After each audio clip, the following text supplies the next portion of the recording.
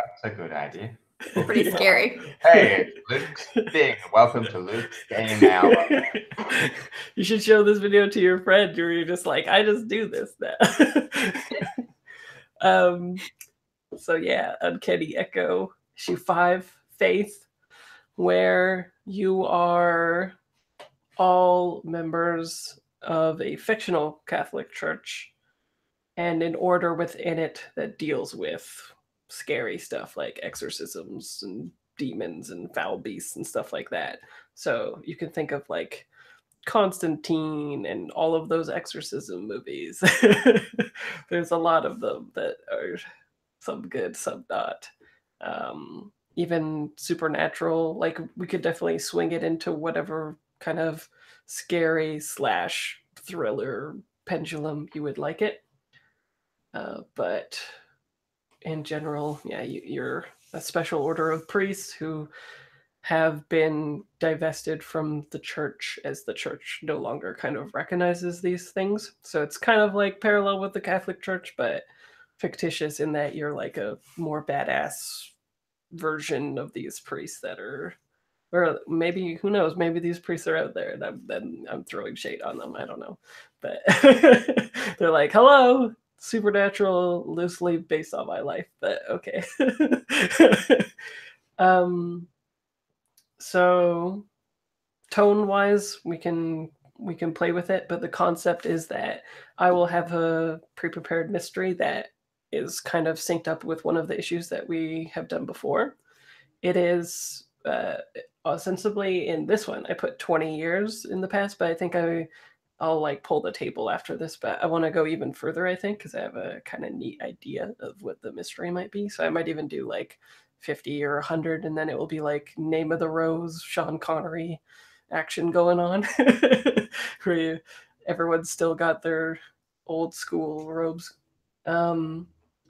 And for safety tools, especially for this one, I think the X card would be a good idea. And you can just go like that, or say X card, or whatever. And if people have things that they don't want to go to, then they can voice them now. Ellen has said large bodies of water and oceans. No way. So we won't do that. What about anybody else? Anybody else have something? I guess if we're just dealing with possession, like just being very conscious of consent stuff, that would be super useful for me. Yeah.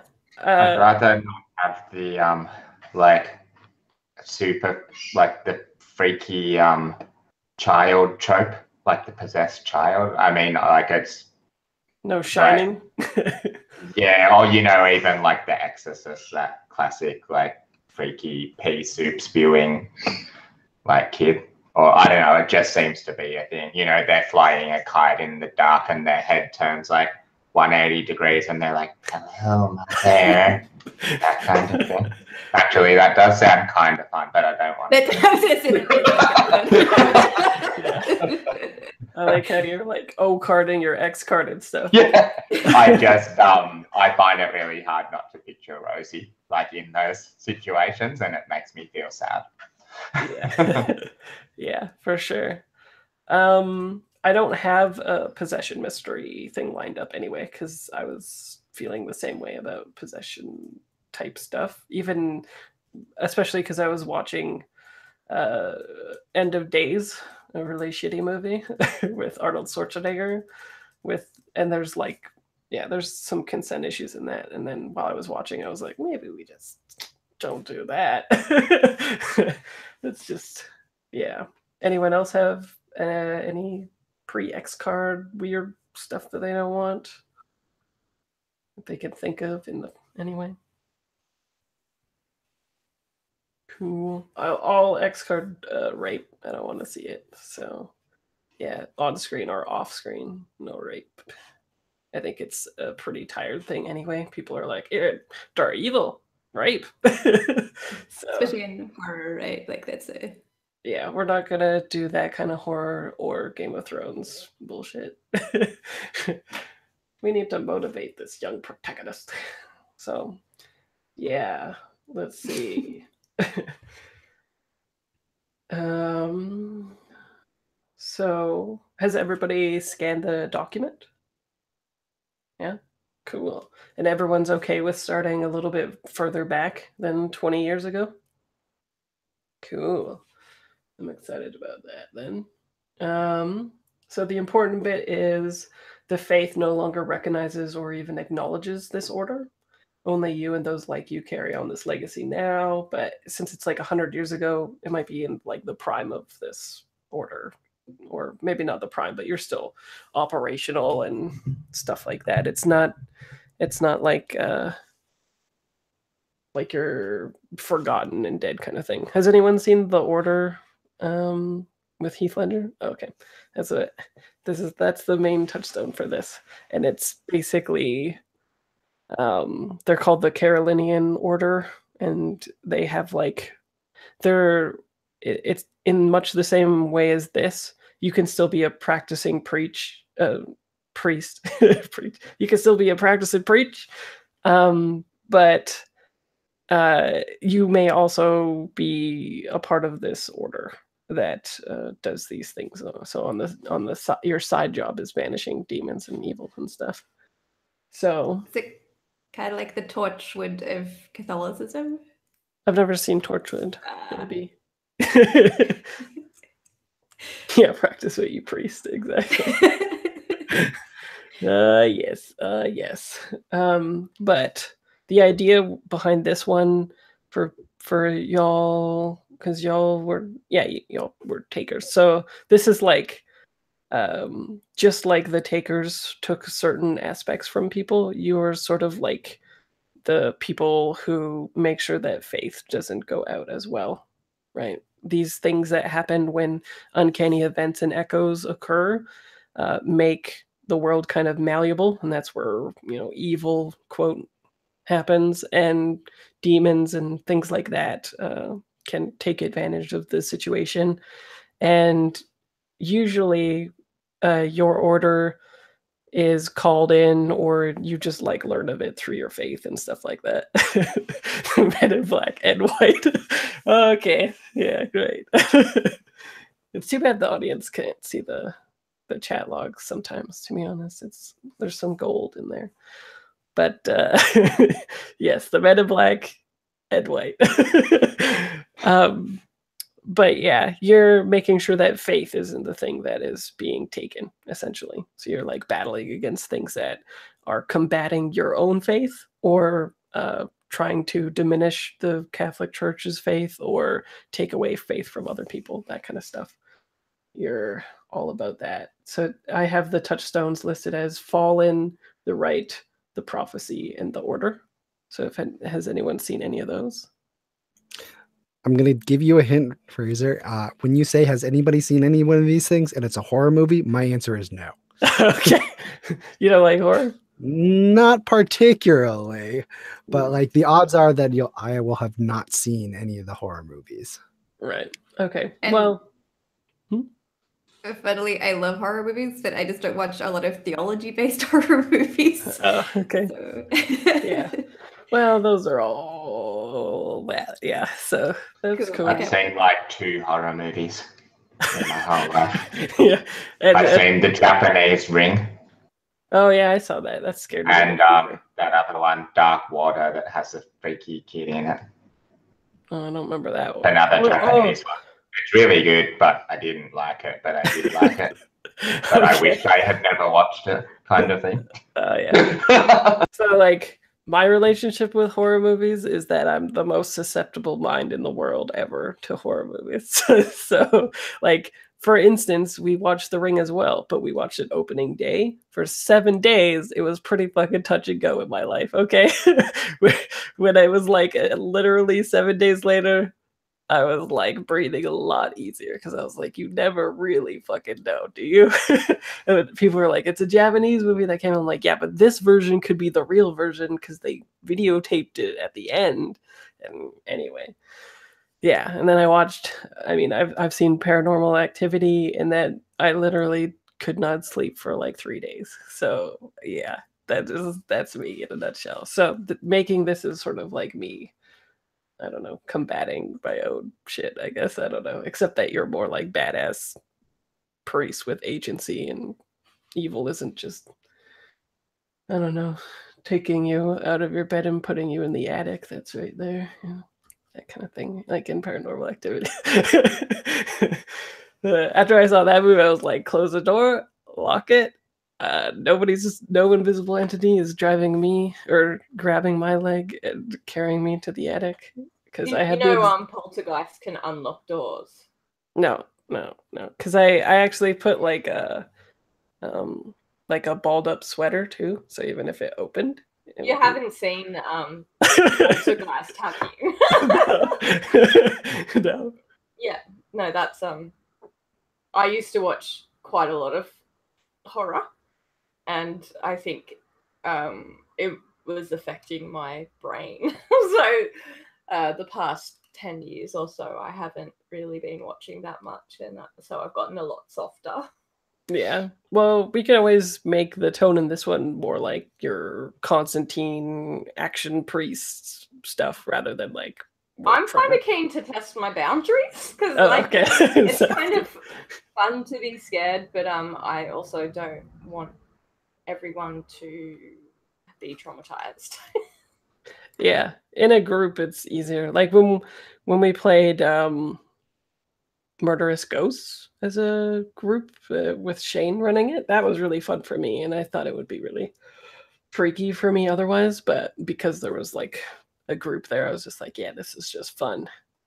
What are the odds that the evil entity would pick me when there's 8 people here? They'll probably go for loot, right? So it's all good. So I have pre-filled in the normal 6-sided clock that we used. You'll see that it's like completely black. Ooh, right? Because evil. And that way, when you make progress in the mystery, you're literally unraveling it. So I like that. And let's see. Yeah, we're doing all that. All right. And everybody has read the document, so a typical session is going to go like, I'm going to pose the mystery to your characters. You're going to use the information gathering moves to get at the heart of that stuff. As you're doing it, we're unraveling the mystery, and the mystery clock includes you dealing with the thing. So probably like the last slice is being like, get rid of whatever that problem is and such. So in terms of the first question that we always ask, what kind of uncanny are we going for? Dark, gritty, intense, scary, etc. It sounds like we're going a little dark, at least, right, Ellen? Is it? Yeah, I'm happy for dark and scary. And paranormal. Paranormal stuff can be fun. Yeah. Everybody else good? I'd like it to be the perfect amount of scary for me personally, please. Okay, that sounds good. No, I'm happy for it to be a bit scary, and we can always just, if it gets too scary, we can just like X card it, right? When we say scary, what do we mean? Because like there's also like creepy, which is different than scary. And suspenseful is also a different type of like scary. I've got in my mind, just because of the whole Catholic Church thing, like all of the weird stigmata like stuff comes to my mind, like tears of blood and like weird statues crying and that sort of stuff. Black eyes. Yeah, that sort of thing. Yeah. So and people talking with 1,000 voices at once, that sort of thing. Yeah, like from Aramaic and stuff. Yeah, that sort of thing. 1,000, like heaps of languages at once, or that sort of freakiness. Mm-hmm. And Yoshi? Yeah, that's fine for me. Scary and thousand voices, all of that sounds great. Yeah, I guess it's hard to define because one person's scary is like somebody else's whatever. Right. Yeah, that's kind of what I was joking about by saying make it perfectly scary for me only. Yeah. Well, yeah, just make sure that you're definitely X-carding, and even like don't be afraid to, I wouldn't call it like preemptively X-card, but like if we're starting to go in a direction where you know that you're going to end up uncomfortable, then don't be afraid to like to say something then as well, right? Don't wait for it to actually be like, oh fuck it, now I don't like it, right? If we're heading down that line, just also be like, hey, this is like getting a little too real for me or whatever. So yeah. I think when I think of like scary and horror RPGs as well, for me, it's like how Jason was saying, it's like the sensory stuff, like what can you hear and what can you smell, and it's more about like the atmosphere as opposed to like, oh, there's a guy and he stabs you and that's super scary, kind of creepy horror, I guess. Yeah, like cheap slasher film stuff doesn't sound like where we're headed. I really want you to like try jump scare us at least once, though. Like where you're suddenly like, like I'm a loud person, so that'll work. My tone like slightly has a different inflection. They're like, oh, you guys weren't scared. That's weird. So, second question: what is the name of your order, and is it secret?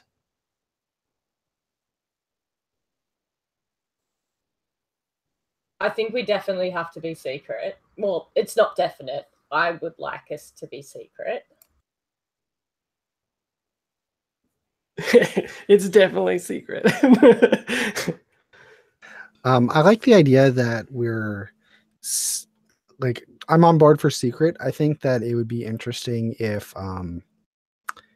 maybe it was an order that they thought died out like 400 years ago. Maybe there were books or things about it, and like, oh no, that was a long time ago, back in the medieval era, like that doesn't exist anymore, type thing. But it's still there. Like it's not that it stopped existing, it's that they got better at making sure they weren't known.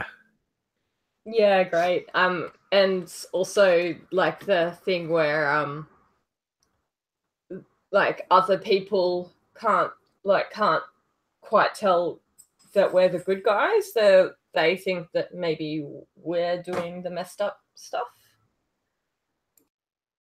Like history wise? No, so like history wise, like what Yoshi was saying, that, you know, bigger back then and then died out.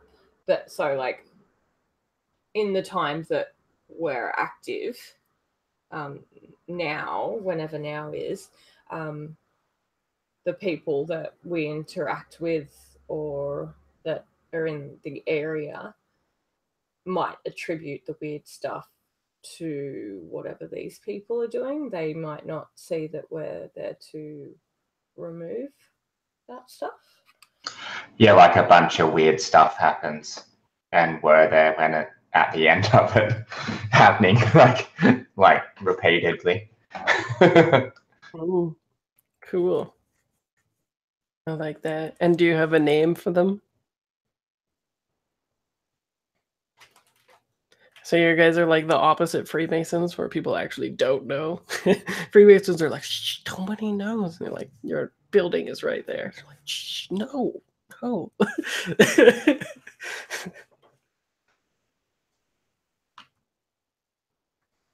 Maybe. I wonder. Oh, sorry. I was just like, I wonder if there's a generator for names of orders, and then there's totally a religious esoteric order name generator. Wow, yeah. The Servants of the Endless Goddess, the Crystal Star Society, the Revealed Mind Congregation, the Golden Mind Knights. That is a bad name. I just got the Everlasting Knights of the Veiled Consciousness, but maybe Knights of the Veiled Consciousness might be sufficient. Yeah, I like that on a meta level, all right. Yeah. Well, I do kind of like the knights thing. That's kind of interesting. The knights with the veil. One of the ones that I generated used the word coven. I kind of Ooh, Coven is like good. that. Yeah, I really like that. I just generated one called the Hidden God Church. It sounds like it's been through a translator, like it sounded cool, like in another language, and it's just super literal. Phoenix, Hidden Phoenix Coven. I just got pretty much like the plot synopsis of Lord of the Rings, which I find a little bit insulting, which is the immortal fellowship of the living secret. Yeah. Maybe just coven and an interesting like color or something could be interesting. Like that's often evocative to add a color to something. Like the Indigo Coven. Yeah, something is indigos are cool. The Rust Coven. The Veiled Indigo Coven. We totally should use the Veiled Coven. Oh, the Veiled Coven. But yeah, anyway, sorry. Or maybe like the white coven or something like that, where it's kind of showing that it's like not a like hey, we're not evil, we're nice. The Eggshell Blue Coven. Yeah, well, if we're going 100 years ago and you're calling yourselves like a coven, it might be like over. And that's it. The Periwinkle Coven. That's a good one.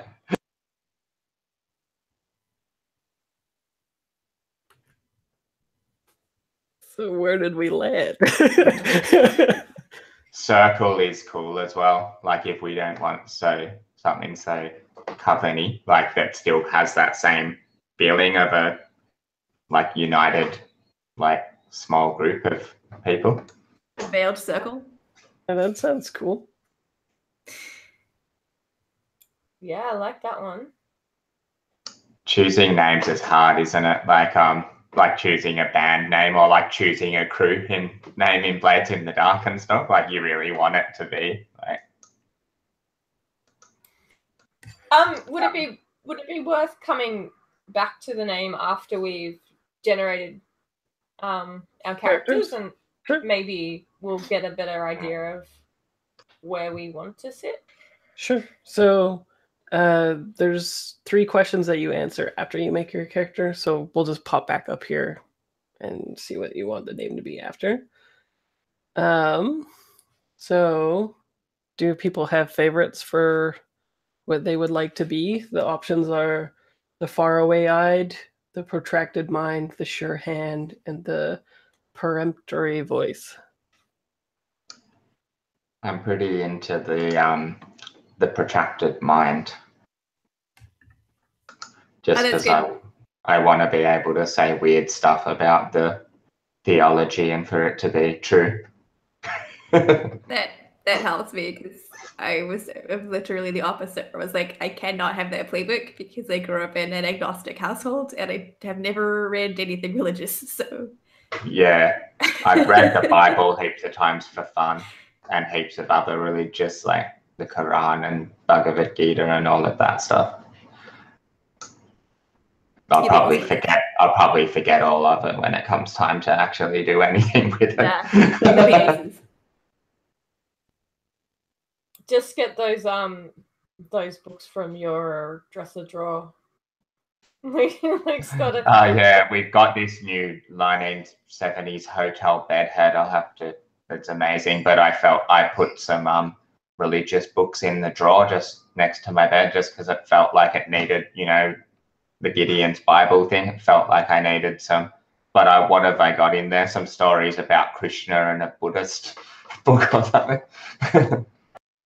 Sweet. Okay, so protracted mind for Luke.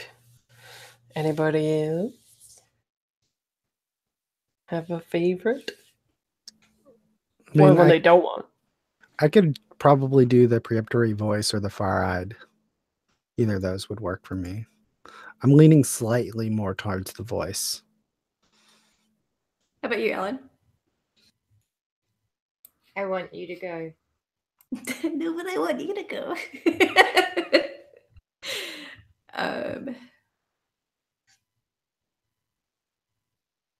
Because I'm happy. Like these are all, apart from the protracted mind, which I would just embarrass myself. These are all really super cool playbooks. The Faraway Died. Lock it in, Eddie.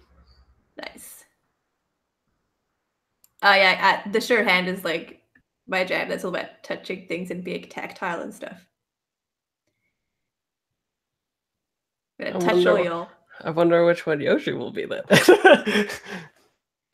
I guess I'm gonna be the preemptory voice. Yeah. Cool. Yeah, you're good with you know, subjects and predicates, so it'll be great. I'll do what I can. Mm-hmm.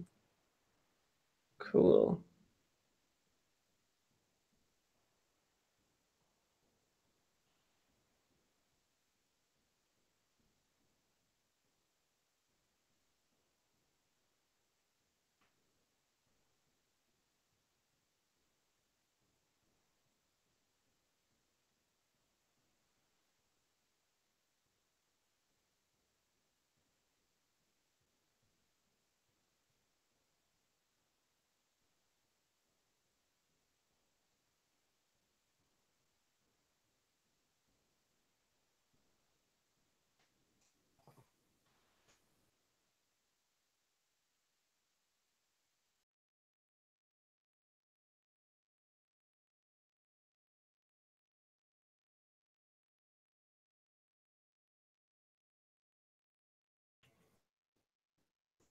Yeah, this is scratching a little bit of an itch for me because I have a game that's like conceptualized and have notes about that's all about this kind of stuff, like theological and stuff like that, and it's like 3 games down the line in order.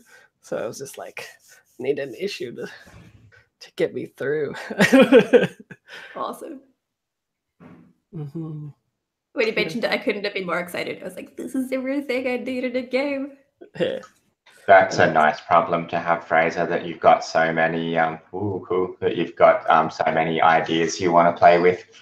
Yeah, I literally have to wait because I can't do that thing where I'm like doing multiple games other than like Uncanny Echo, just because it's so like small. It's fine, but I can't do that thing where I'm working on like 5 big games at a time. I get like obsessed with something and then I make that thing and then I go to the next obsession.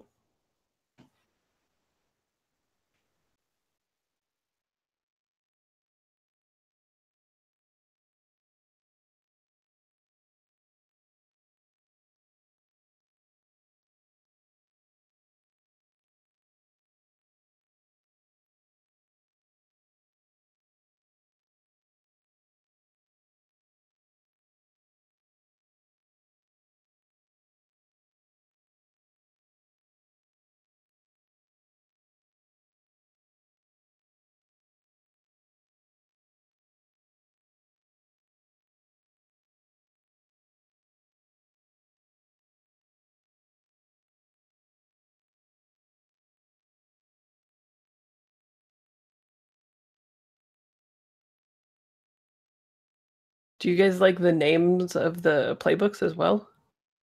I was just thinking, these are super cool names. Okay, cool.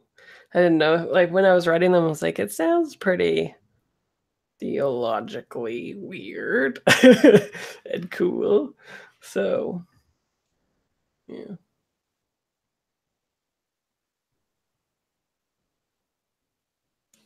Yeah, I mean, it's interesting because like I think where I'm taking this character is like an old Asian priest, where a lot of the times it's going to be like more listening to other people than necessarily speaking, or like when they speak, it's like kind and soft and patient, but like then like all of a sudden it'll change to like, no, listen to me now. This is the thing you need to do. Nice. Yeah, I was watching The Order, and to get to a sort of like inverted church place, they had to talk to the girl with the faraway eyes, and I was like, that's a playbook right there. Right. Oh, cool. Nice. Do you have a name too? I'll write it when I save the image into the folder. Yeah, I was thinking Riku Soma.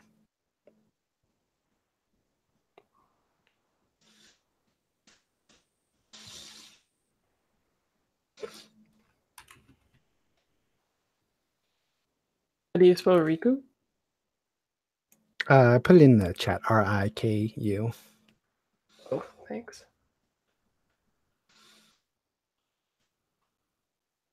Cool. Awesome.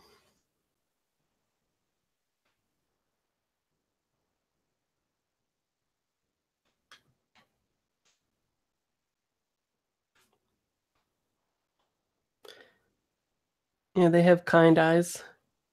But definitely you could tell that like when shit goes down, they're like, none of this shit. No. Cool.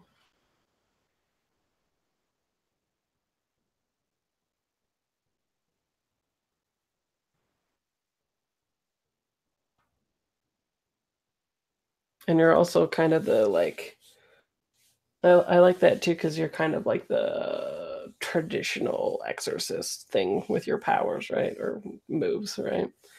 Where like they have to respond to your voice and all that. Tell me your name, demon. See, this is why I'm bad at horror games, right? I can't be all like grandiose and stuff, whereas Jason is like, and I'm like, I don't know. I'll sound strange if I do. Do you want to talk about your character then, Yoshi? Yeah, sure. So I imagine Riku is somebody who is older, like an old man who's been in the church a while, but not necessarily part of this order for a long time. I think he went to like abroad, like on missionary things, and like was good with people. And I think at a certain point when he was coming back from wherever he was stationed for a little while, that's where he got approached to be in whatever we named this order. And so like instead of going on to like being a priest in a different place, like he went on to do this work as part of this order. And so like it was a taking the opportunity when he was moving from one place to another and then just never settled back down into anything. This is the thing he settled into. Cool.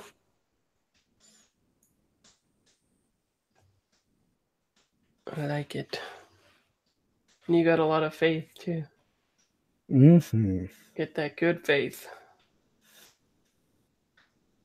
Is anybody else ready? Oh, sorry, what, Yoshi? No, I'm good. I don't have much will though, so apparently I'm gonna get bullied a bit. Yeah, baby.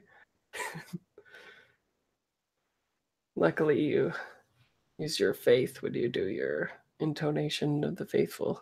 Otherwise, that'd be kind of funny. You're like, your voice doesn't have legs on it. Go back. Is anybody else ready to introduce their characters? I can be ready if no one else is ready to be ready. Okay, I've got a character called Haven, which is a cool one that you put on the playbook. I chose his look as bookish. You know, that classic like probably a little bit like bad posture from I'm still hungry. Get yourself some more cornflakes. That kind of like a little bit hunched over and like, you know, I think quite thick glasses. In terms of ethnicity, I don't want more cornflakes. cook yourself some toast. I will have more corn. In terms of ethnicity, I think he's probably, well, I'm kind of picturing him maybe having one parent from like India or Sri Lanka or something, or Pakistan or something like that part of the world. And, you know, someone, a European like parent as well. So it's kind of mixed heritage, I guess. But I'm guessing he will have been raised wherever we're playing. And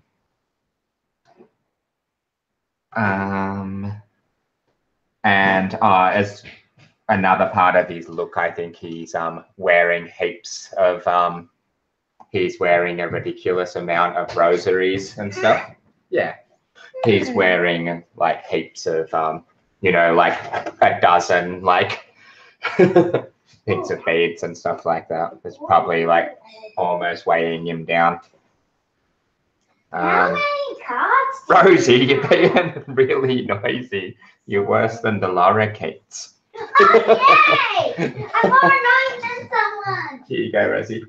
Just put a sheet over her. Go visit Ellen.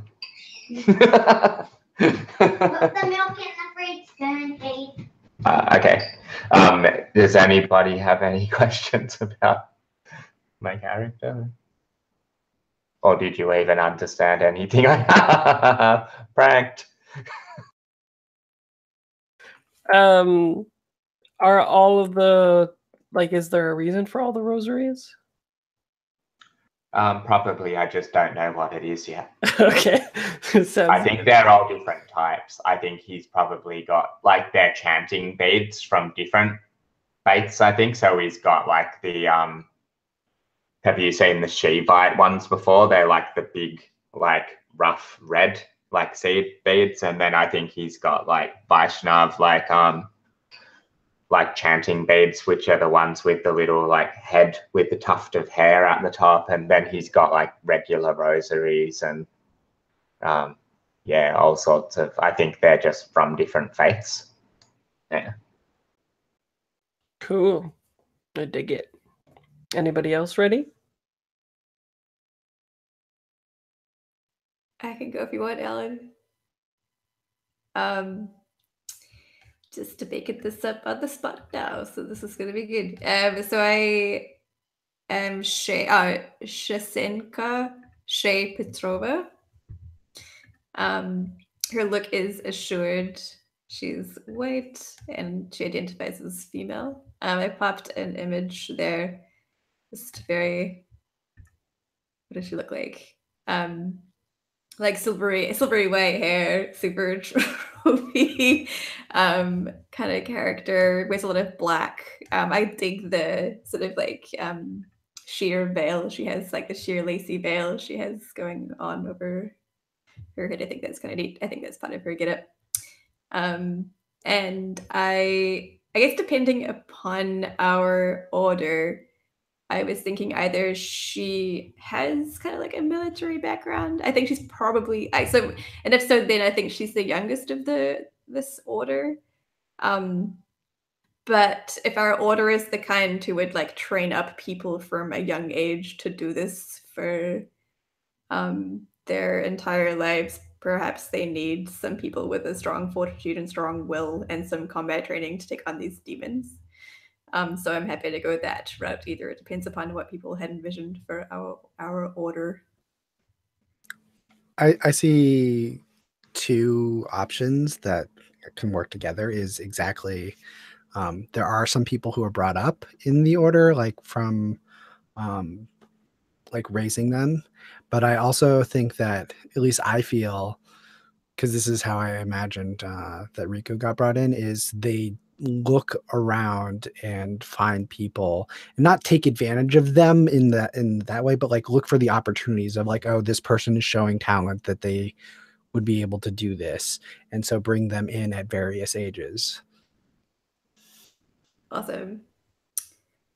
Maybe she was a scrappy teenager who had it rough and got wrapped into the order, but is like a super scrappy fighter. I don't know. I'm not set on her background. Yeah, that sounds good to me. You always need a battling priest, is right. So. Yeah, pretty much. I was like, how much of a battle priest can I make? Yeah. No worries. And Ellen? I'm playing the faraway eyed. Her name is Soren. She is ageless in the sense that, you know, she doesn't look like a young woman or an old woman or a child. Like, she's just ageless, and she moves like she's not on the ground, so she's quite ethereal, and she probably goes unnoticed quite a lot. She knows how to not be seen. She usually dresses like all in black and has most of her face covered, and she's quite often like downcast, like you don't want her to look at you. Like, so she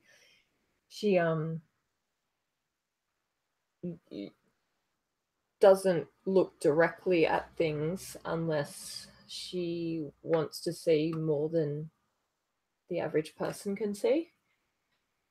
And yeah, she came to the order through her own sight. So this ability that she has was probably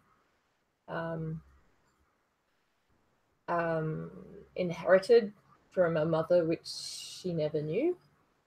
And when, you know, she turned 18, this sight hit her like a ton of bricks, and she saw that if she didn't leave her friends and her family that she was around and find somewhere that she could be safe and accepted, that she would just end up alone and hurting everyone around her that she cared about. So she found the order. Cool. I like it. And so, does all of that help you name your order, everyone? There's 2 veils in there, so I reckon we need the veil part, definitely.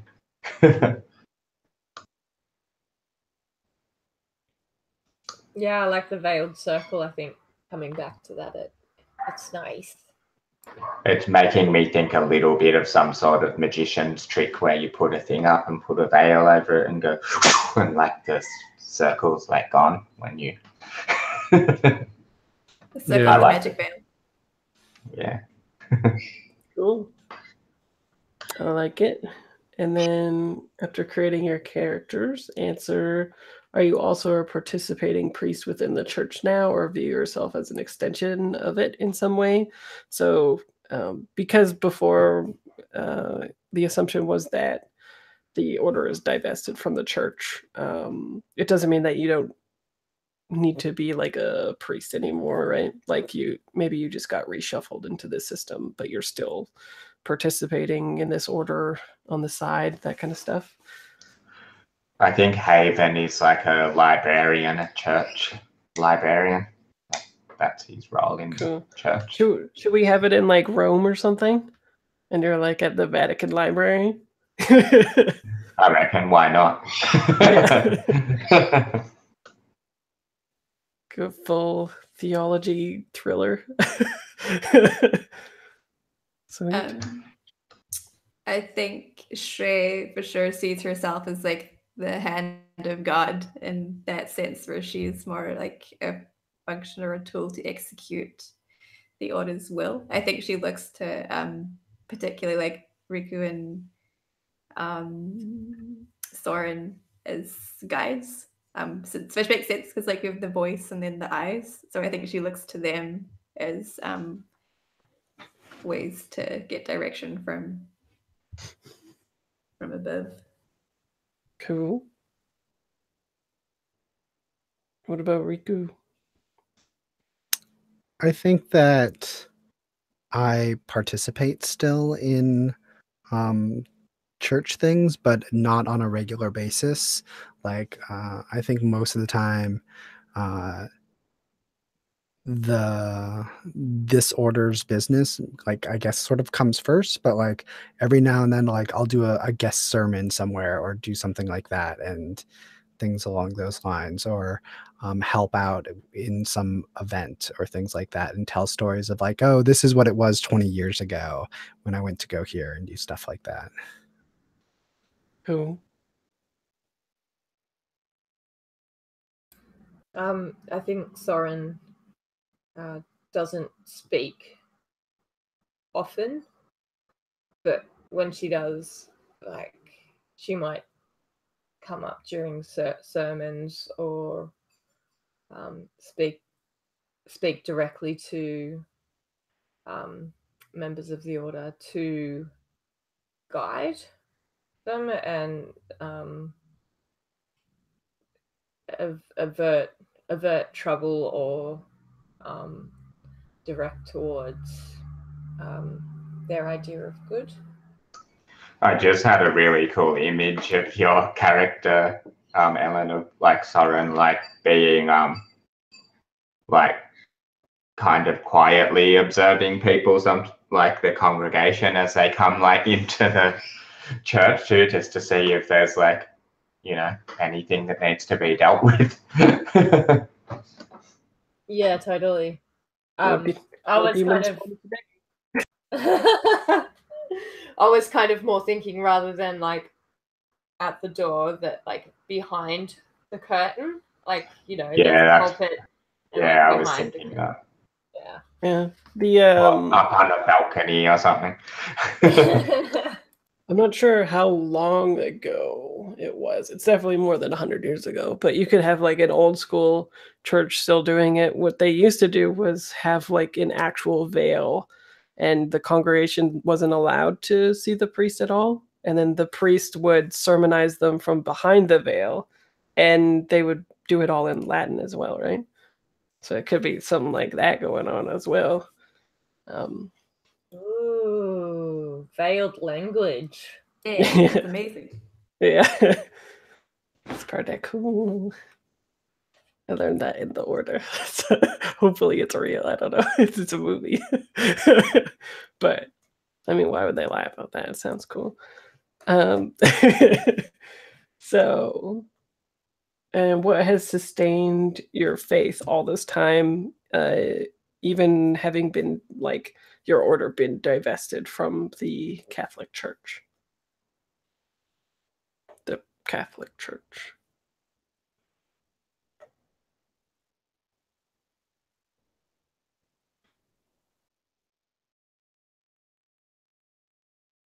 Soren has to, like, she sees what might happen if certain actions aren't taken. So even though it might not be approved, things still need to happen. Cool. Yeah, even if you don't have an answer, just bear it in mind, like going forward, because it's all about testing your faith. Maybe we'll go into this later in the fiction, but I kind of feel like my faith is sustained by Soren. So do you go to the service? Yeah, because if Soren doesn't speak often, I prioritize the times she does, where she speaks with such a voice. And that's enough to sustain me from one rare opportunity to the next. Cool.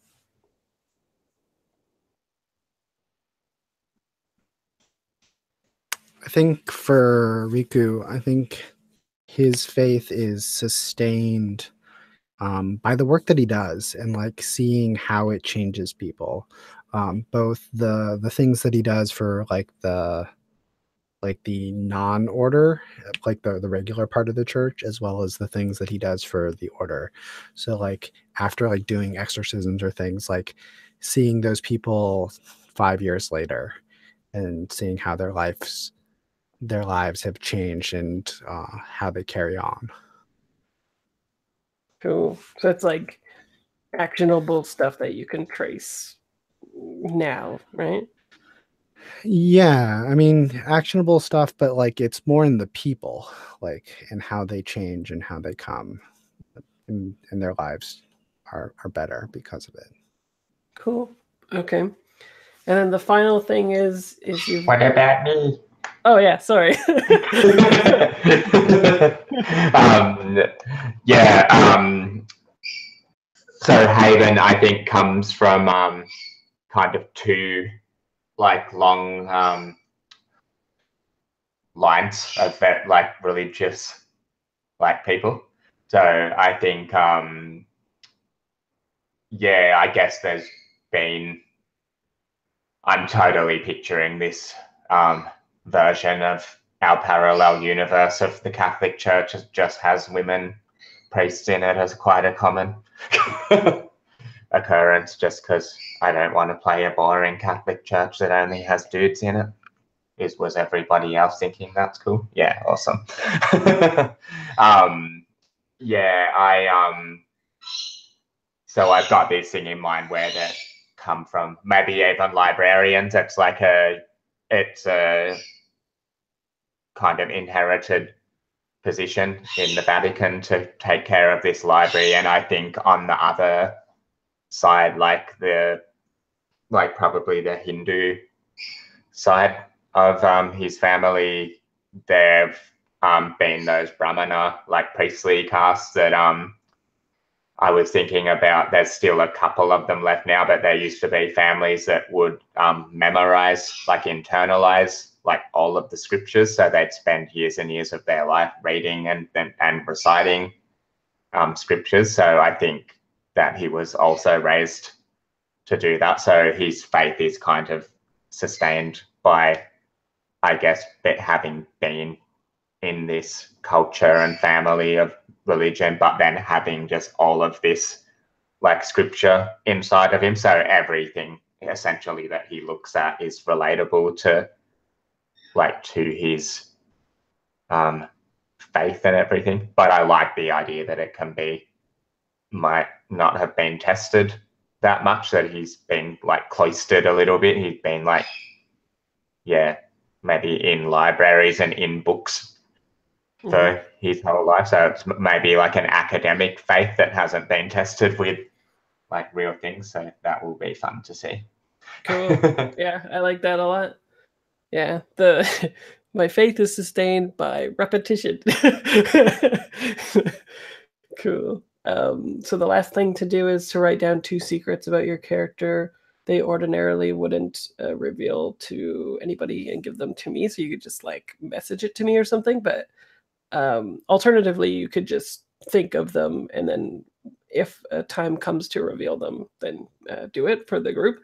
But the idea and the trope that I'm working with here is that like evil or like demons and stuff like that, they usually sway people who are faithful because they know all of the sins that they have done, right? And generally, to make them sway or to compromise them in some way, they usually tell them a secret, usually like a bad thing about them, right? That only they would know. And that's like how they kind of get the person to believe in them more, which gives them more power. And then it's like a cycle, right?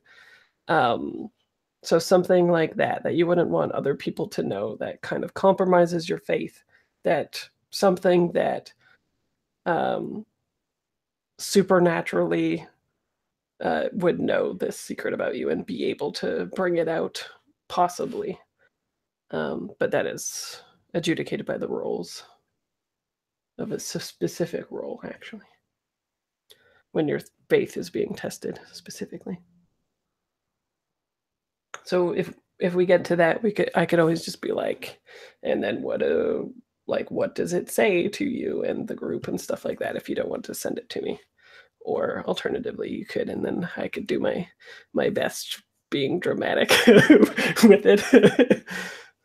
That you're getting all my secrets. Just in Slack, you said? Wherever Or- you want to send them.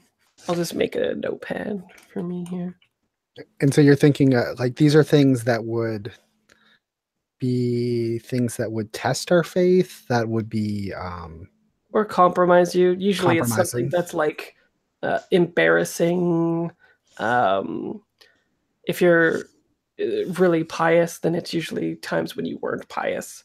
If you're, stuff like that. Or a lot of times it'll be like, oh, you're a priest, but you like are obviously a heated man and you like women, but you can't get women. And what about that woman that you fell in love with in seminary school? You can't get her again, blah, blah, blah. Shit that just like fucks with your brain, basically. Is this better if it's a secret just to you, or if we just throw it in the other chat?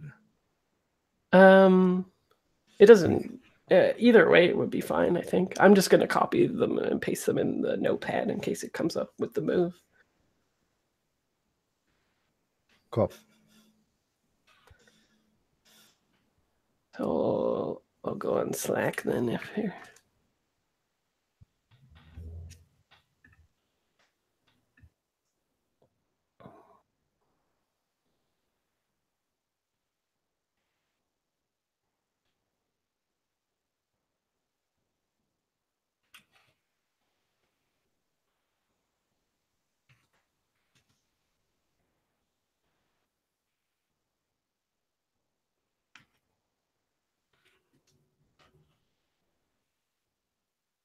Okay.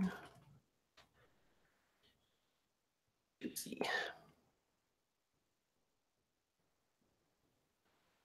Where are...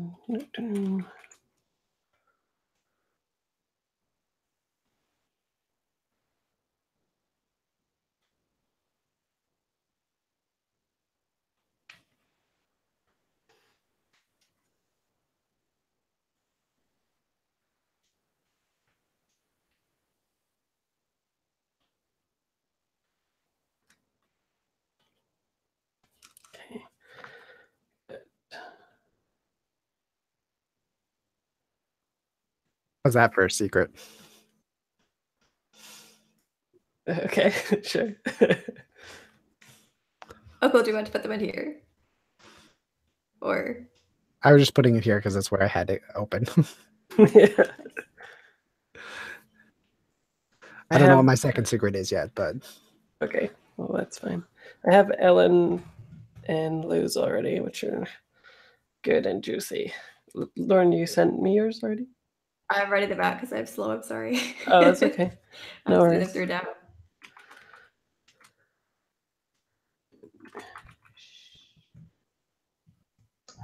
I really like that secret. I reckon Haven's probably just got that as a like internalized thing from coming from like multiple like backgrounds. Or that maybe it's I think maybe Haven's one is the like God is actually all of those other gods, so it's probably kind of different.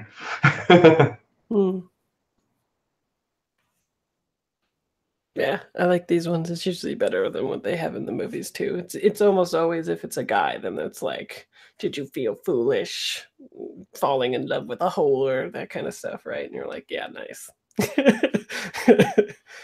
But sometimes they have some good ones in some films, but I actually liked it a lot with Anthony Hopkins in The Right. It was kind of a cool movie actually, where in 2007 or something, the Vatican said that they wanted to have an exorcist in every like parish or something like that. And then the next day they rescinded that statement, like saying that never happened. And the movie is like this posit of like that it was true, and then like why and what would that look like.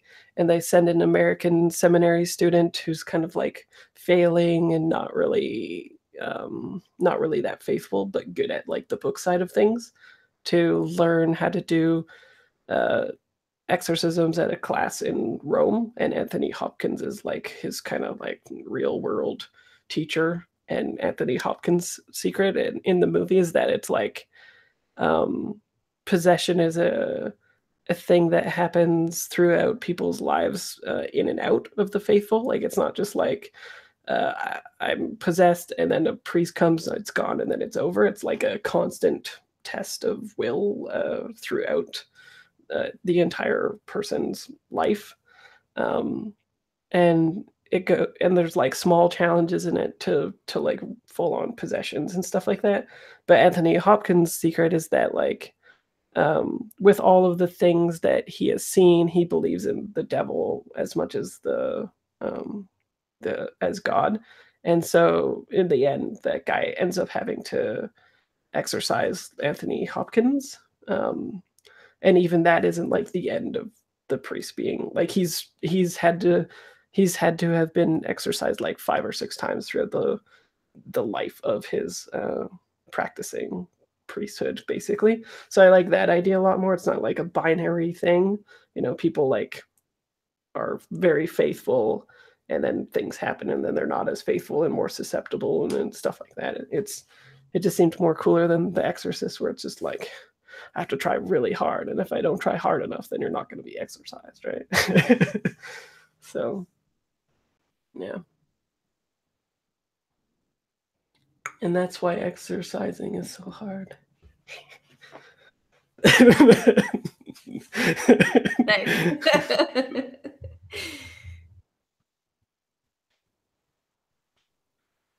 Alrighty.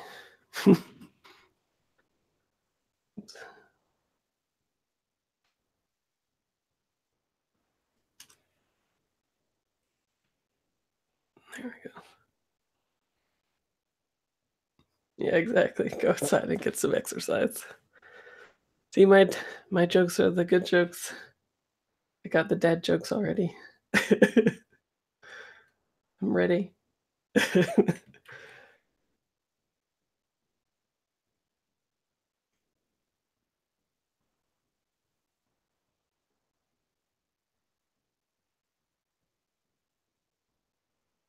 Nice. Some good shit. I like it.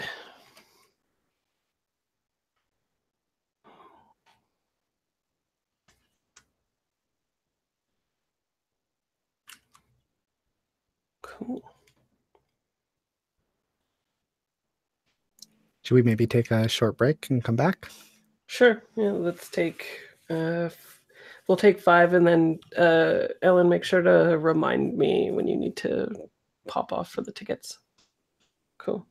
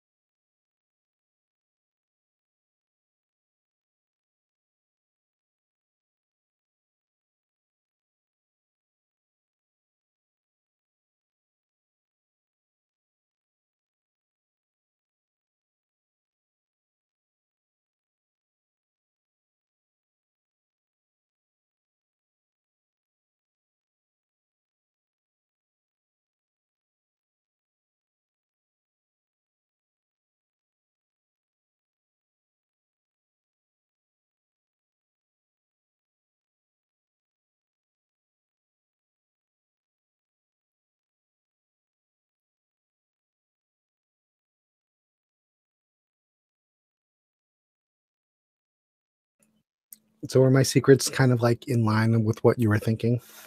Yeah, I think. Plus, it's like it's like a personal thing anyway, right? Like they want to be getting at your faith. So if you think Right.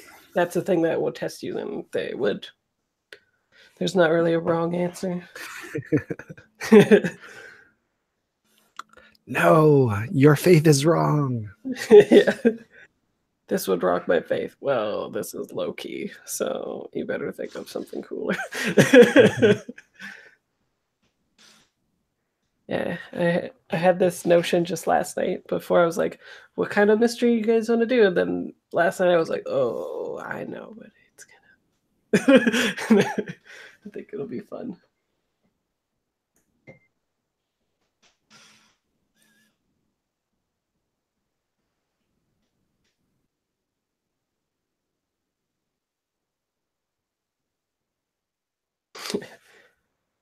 Sounds good.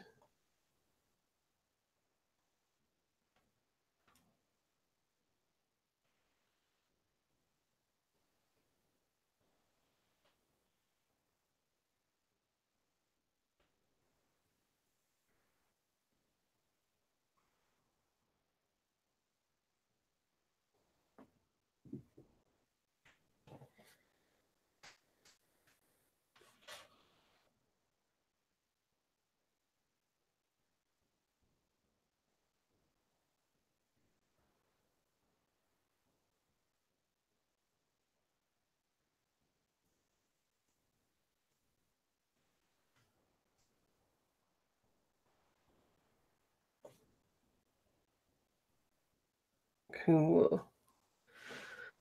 So, and Blue's just eating. So I think we're good to go then. We have the secrets. Everybody's made characters. Cool. Yeah, I'm particularly interested, just so you guys know, for targeted feedback. I'm particularly interested to see if all we need are these basic moves. It's like the thinnest list that we've had so far, but I also made the character moves have more of than previous. So uh, we'll see. But essentially, there's like gather information 2 different ways, and then sort of like deal with stuff. And then you have your own special moves. And then the peripheral move is the when you feel your faith is being tested. So it's more like I might ask you if you feel like that. It's called guard your soul when you feel yourself being tested spiritually. Roll plus faith. So it's something I might ask you. Like, do you feel like this is testing your faith or not? Or it could even be something that you guys could invoke and be like, I feel like this is testing my faith, and then we can do it up. Do you want all the feedback at the end? So should I just Um, make some notes, or do you want to, like, if we see something, do you want us to stop? I don't know. I guess if you think that it would be beneficial for the playtests going on right now, then we'll address it now, I guess. The only thing I see right now is I don't know what the difference between lift a stone and guard your soul when it's traverse your way to something that aims to squelch your faith, like that part of that trigger, and when you see yourself being tested spiritually, feel similar in triggering things. Okay. So the way I think of it is you're navigating towards a holy place or an unholy place. It doesn't mean that you're being tested spiritually, but you're looking for sort of um, like anti-faith, like underground, like inverted churches and underground Okay. movements of people that are, Satan worshiping and like stuff like that. So that lift a stone is all about physically getting to a place. Got it. Yeah, but yeah, I'll refine the triggers so it doesn't overlap. I find, and this is probably more me because used to moves where the language of the move is more figurative than necessary literal. Right. And this one actually is. It's more literal. Right. Totally. Cool. So I think Yeah, so let's see, the last issue that we played was which was, oh yeah, it was like the Bringing of the Dead one, right? So, oh yeah, that will tie in nicely then. So I think like in the people watching the show of Uncanny Echo, right? We had the last issue with y'all being ambulance drivers, and the last place that you went was that huge, what would you call it? It was like a really fancy pool that was like had all this crazy and weird stuff going on, right? Like it was like a grotto in a backyard of someone's house or something, and somebody Yeah, it was some had, famous person's house. yeah, and they had like drowned in it, right? And so in the TV show, uh, you know, we get the wrap up of that, and then in this uh, new episode, suddenly the opening is like 50 years ago or 100 years ago. We'll leave it unambiguous. We'll just say like meanwhile in the past or something, right? Something like that. We see like a priest wearing more traditional clothing than today. So like not like hardcore monk robe action stuff, but somewhere in between from now to like the first things they ever wore or whatever, right? And they burst through like a double doors that looks like really ostentatious. And I don't actually know what the Vatican looks like, but if you are aware of this as the audience, you are in the Vatican with the point of view shot. And I picture it as really like opulent and ostentatious, and like probably a lot of crown molding and yeah, gold everywhere, stuff like that. And we see like a church or a priest go through these big doors. They have what is it called? A habit, I think, right? And they have it's red, so you know that they're a cardinal, and so they're very important, and they're walking with like purpose. It'd be like a similar thing to I was gonna say like the beginning of Angels and Demons, but I think they changed it in the movie anyway. But yeah, so this church, the priest is going through the Vatican like quite quickly, urgently. They're perspiring. They're middle-aged, sweating. The light through the windows when they're touching them is like making them even more like sweaty and perspiring and stuff. And there are those huge windows. There's probably like 5 or 6 of them lining the hallway on the left, and then on the right side, I picture it kind of like Hogwartsy. So there's like the classrooms, but it's just like rooms that you would go into or whatever, right? And on the other end, again, there's like a huge double doors, except this one is like got some cherubs and stuff on it. And as they burst through that one, we see like that huge Vatican library, and we see them like pacing around and looking for a person in particular. And I wonder who they're looking for, Lou. So I just need to learn everybody's names again. Haven, yeah. So they're looking for Haven, and where did they find them? I want Haven to do the classic. Haven shushes them when they Yes. come in, looks up from there. It's like looks over his glasses. Shh. Quiet. Yeah, I think as they like burst through the double doors, it's quite loud, right? Like everybody's studying and stuff. It's like, woo. It's the jump scare moment. I promised you one, and that was it. What are you? Where are you? Do you think you're like on one of those huge ladders sorting books, or are you down studying? Or I think he has his own like that kind of like half a hexagon kind of style. Like he's at the.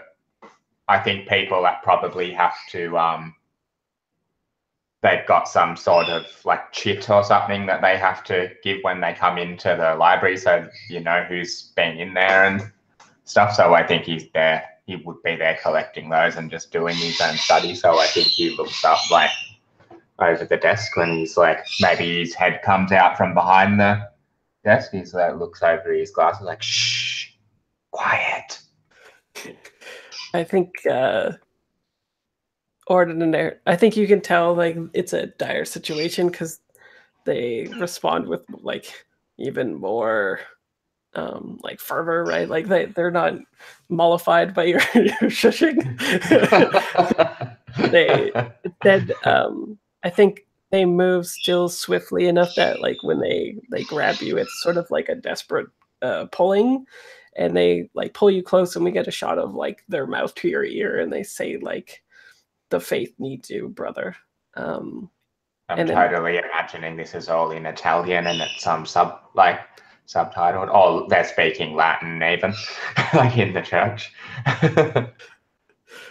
yeah, yeah, exactly. And I think they sort of like their eyes dart around, and I don't imagine that it's especially like busy in the Vatican Library. I don't know, but they probably like push you off to a quiet corner or whatever, and they say something has been, and they like grope for the words as their eyes are going like up and to the left and right as they search for it, and they say like unearthed, right? We need your help and your expertise. It's time to get out of this library, brother. I want to do something like I think he's like he like gestures, he calls the guy over to his desk, and there's some I think we see him like he pulls out some paper and stuff, and he's scrolling these messages and like puts them into envelopes, and like I think like we see the names, we haven't met them yet, perhaps of like the other members of the circle of the veil, and then I think probably the camera's probably like right in on the envelope, and there's the wax like we see the wax seal like it'd be cool if it was like slow motion with the, and you know, the slow motion sound of the seal hitting the but then as the seal comes back up, there's like the we see the symbol of the like the circle of the veil. Yeah, it's definitely red, blood red wax. And it's still hot, right? So it's like got that little bit of bleedy Yeah. aesthetic. But then and I guess they're going to be sent by pigeons, but that doesn't seem very action movie. So we just see. Then after that epic thing, he walks over and sends them off by a pigeon. or the stamp comes down, and that's when we cut to the church, and maybe they cut that scene out of the movie because it was incongruous. It's in the extended deleted scenes where people are like, it's a good thing that was cut. Just kidding. And then I think the seal gets pressed into it, and then we move. It's like a jump cut to the church where maybe I like it if there's like that huge red velvet veil, and maybe Soren is doing her like old style sermonizing from behind the veil, which means that Shay would also be there, right? Taking part in the mass. Yeah, totally. Yeah. And I miss one. Yeah. So it's suddenly like, you know, press of the seal, we jump cut to the church. And I think it's like Latin, especially when sermonizing, it sounds a lot like music, right? Like it has a melodic kind of feel to it. So especially for viewers that wouldn't understand Latin, it would more sound like you wore a part of the choir and singing, especially behind this veil. Like maybe we only see your silhouette, right? And so after, I think it's like the same sort of scene where the church double doors, right, are breached as somebody goes in and I think this time it's like a friar looking person. Do you think you're in Rome as well? Is everybody in Rome or somewhere else? I'm in Malaysia. Oh, okay. That's far away. Sounds I'm good. also in Malaysia. Yeah, Yeah. I think I have gone to a not very densely populated area, so it's like the smallest branch of the veiled circle. Yeah. So maybe even before the double doors are breached, we get like this shot of this friar looking person on like a mule, right? Like going up a lonely slope with like these green, I don't know what kind of trees they have in Malaysia, but those trees are there. And they go up this slope, and that's where is it like a really old, cool looking church? Is it like really modest? Has it just been put up for these in this small town? What is it? Pop-up church. Yeah. It's a wooden hut. And I think how it differs to the village around it is that it's enclosed by vines. So it's a wooden hut, but it's covered in vines, and there's probably enough like pews for 20 people to be sermonized. And yeah, there's the traditional red velvet veil.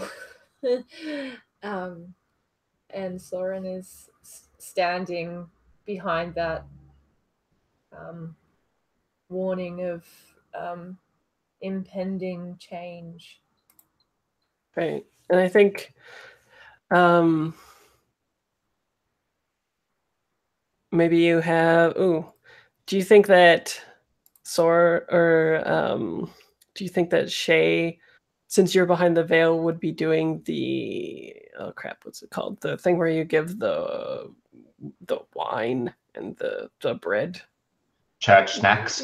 Yeah, church. That's not what it's called. Is it sacrament? Or something Yeah, like yeah, I that? think it's sacrament. Well, that's Yeah. a big thing. Yeah, whoa, but that's a lot of words in the chat. Oh. Helen, it's like the largest thing I've ever seen. I'm being such a noob today. Sorry, guys. I just posted this most ridiculous link to an image. I'll back away from posting things now. No worries. That's funny. Okay, so yeah, so I think you're behind the veil. We get the like Mia Maxima Koopa at the end of it, right? And then we like get a little cut to Shay doing the sacrament, and the friar comes up to get it from you. And when they, when you put the bread, sure ain't bread when I've had it, but the like paper bread stuff in your mouth, they say, I need to speak to both of you urgently, and their eyes like go to the silhouette behind the curtain. And then we can do like another cut to like maybe after like all the congregants are like, dispelling all of them, the 19 people or whatever, right? It doesn't take long for them to file out of this. And the friar presses the envelope into. Is there one for each of them, Lou? Yeah. Yeah. So he presses the envelope into each of you with the seal, right? Your special seal stuff, the veiled circles seal of action. And so I guess it's just like a summons, right? But I think in each of yours, that you'll have to ask Haven about later, because this is me doing some fuckery. Is is in there? There's like a picture of a I think it's called a bas relief, but essentially there's like a painting / bas relief, if I know what that is. We'll see. But there's in the center of a circle is a traditional Christ on a cross type thing. And then on the wall opposite of that, in a curved plane on the wall, there is, I think, a bas relief of a bunch of different figures.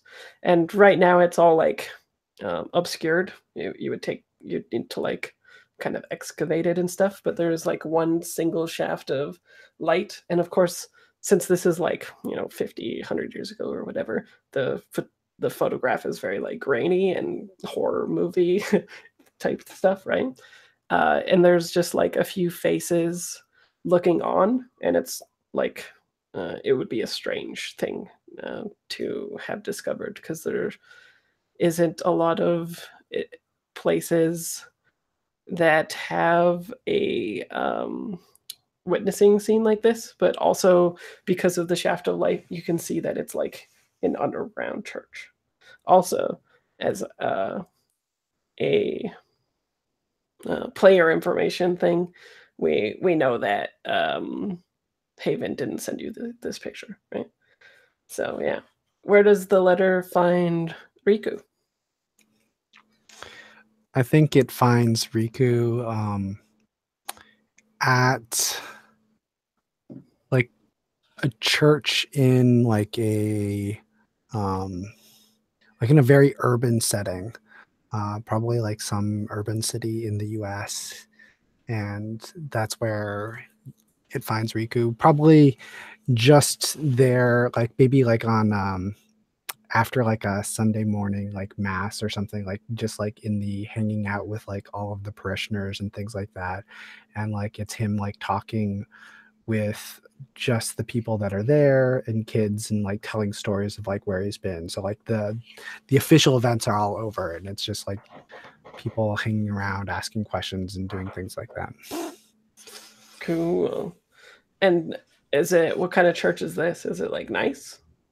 I think it's obviously run down in the sense that it needs money and needs repairs, but like at the same time it's not like completely in disrepair. Like there's enough people here who care about it to keep it like functioning and working, but it would be but like you can tell they're like, well, if they had another $2,000 they would go fix this thing, but they don't, so it's remaining unfixed. Right. The spotlight on you is a little wobbly. Right. Cool. Awesome. So yeah, similar. I don't think it's a friar looking person and going, by a donkey, obviously in this one. But I think just like a junior priest or whatever, right? Presses the letter into you in a similar situation. They probably come to you for sacrament and do similar thing, like we need to chat, and then gives you the same letter. And Lou, do you want to say what the letter actually says, or just leave it up to the plot? What was the what did the guy say to me? The faith needs you or something? Yeah, the faith needs you. Something has been unearthed. Right? Yeah, I think it probably just says that just because it's a movie. Yeah, and they obviously know that where to go and everything. Like, so, you obviously come to the Vatican when you get a message like that, right? Okay, cool. To the And Vatican. yeah, so in 5, we'll take a 10-minute break then, Ellen? Yeah? Okay, just let me know and then we'll do that. So at like 55, right? Yeah, okay, cool. So, and then should we jump cut to everybody just like together and doing this stuff? Yeah, so. I reckon maybe we get a montage, a travel Yeah, montage of everybody getting there. yeah. And I don't know, I kind of imagine maybe Haven's doing some like, it's probably a reading, a study scenes in, candles and late night, like researching this information, like any information about what, yeah. Yeah, well, I have a thing in mind for you. So Okay. yeah, yeah. So I think you do this thing. Obviously, you can get there before everybody else, right? And so they take you to like, and I probably should have Googled stuff about Rome and the Vatican and stuff so I could explain this more. But Parallel universe, Rome. yeah, outside of the Vatican and towards like farm stuff, there is like a small town called Willow Grove, and then just sort of east of where the graveyard is in it, there's like has been like sort of a cave-in, and they're not sure what has caused it. But we get like the movie shot of y'all like Willowbrook, blah blah blah, right? And then like y'all moving towards the hole. And I think like at first there's like okay, so like you brought me to look at a hole, nice. And then as the as the priest who grabbed you and brought you here turns on like a flashlight, he shines it below, and you see the scene that I described with like a whole bunch of debris, but you see like the protrusion of the cross up and out. And then on the other side of the wall, you see like a few of these figures looking on at this scene. And it is like their bodies have been painted on, but their faces are like protruding as if like stonework coming out of the wall. And those things are obscured, and most of what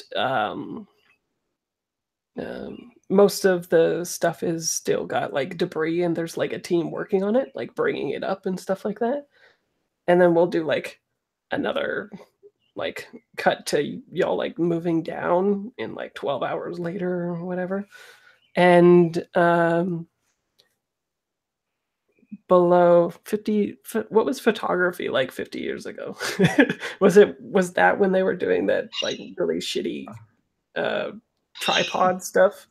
I was picturing even like the like if it's 100 years back, they did have pinhole, like really like long exposure. That's what I was picturing, like a pinhole camera, Sure. like long exposure thing. But sorry, Yoshi, did you want to? I was going to say 35 about photography. I don't know a whole lot, but I mean, even 100 years ago, there was like 35 millimeter film and stuff like that. Photography had stuff going along those lines. So you could have cameras that weren't like the pinhole cameras even like 100 years ago. Okay, cool. So I think there's like a couple people that come down, and they want you, the like historian, right, to come check it out. And so it just because it's movie time from the time of you discovering the hole, it cuts like right to you guys like going in, right? And yeah, some of it's still being scraped away, but there's like a actual archaeologist who's like a member of the faith who's like scratching at some of the faces, and what I think is a base relief, but who knows. And as they're delicately brushing this stuff away. There's like actual features of the face being pushed away. Like, I don't mean that it like looks like flesh or anything, but I mean that it like looks like an actual detailed like molding of a face or something like that, but it's not like flesh. And the person sort of like moves away, and we get like a shot of a shaft of light coming in, and we see Haven standing in front of the cross, and then there's like a flash, and that flash is the picture that you all get in the envelope. Dun dun dun. Even though they were already sent. Yes. Yep. It's evil. And yeah, so I think that you can do some stuff before people arrive. Like, do you want to do basically like trigger a move thing, and then it will make everybody come together? Haven? Yeah. I'm just looking at, I think I've so just remind me, we need to unlock our moves by turning keys. Is that how we've been doing it in the past? Yeah, yeah. So And we just track that ourselves, hey? Yeah, yeah. Because I think I kind of already turned a key by like describing what I like do in the order and how I became a theologian, that sort of thing. I was thinking of like maybe doing my theologian move. Totally. Oh, actually, maybe I'll do small details. Okay. When you go to a place of worship or subversion of faith, tell the MC when you were last here, and they will tell you how it is like changed. Like, so, oh yeah, do you need to go shop for tickets? I'll be quick. I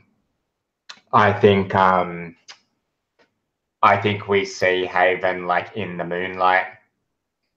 You know, we probably get the wobble to show that time's changed or whatever, and we see Haven and the silhouette of like another young man in this graveyard, and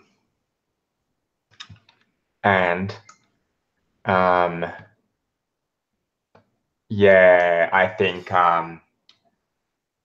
probably maybe the sun setting behind them, and we just get the silhouette of their heads leaning in towards each other. And it's like, you know, that's it.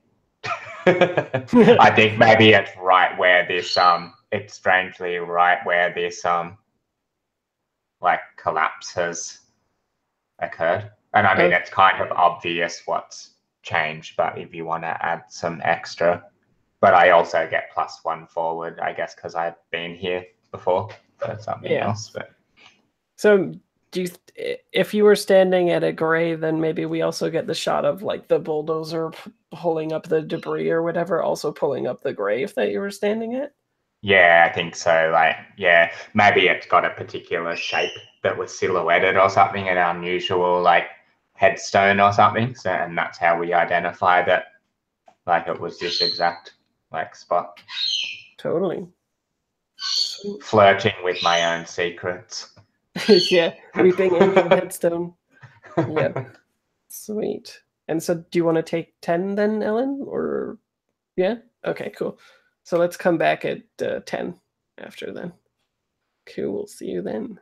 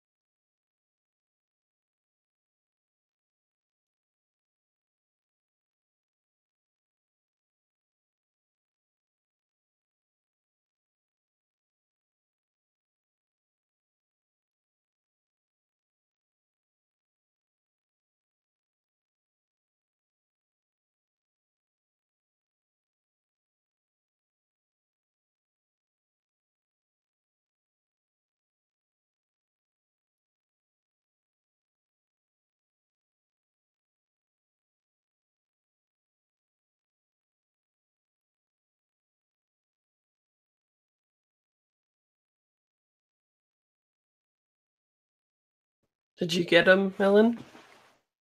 Nice. I'm so excited. Go sports team. Yeah. I don't even remember the last time I saw a live sporting event. Ooh. It's so nice here, though. It's like almost 30 degrees. Whoa. Yeah. It's like Sydney temperature. Yeah. It's nice. I got the windows open, got that cross breeze going. Smells like, summer. So much happier. I didn't realize just how like blah I was until it was like the first day of summer, and I was like, right, I have another level of happiness I can reach in summer. Yeah. It's a freezing 18 degrees here today. Oh, rough. What is it here? I'm a bit worried because I always feel like it's colder than it is, and it's like, just kidding, it's 23 degrees, and I'm like, I swear it feels like 15, but whatever. But whatever. It's 18 degrees. Oh wow. So it's hotter here in Canada. Weird. That sounds strange. Creeping back up to 26 next week. It's 26 right now, it says. Haha. Beat ya. Yeah, see, and here it's apparently 15 degrees. Huh.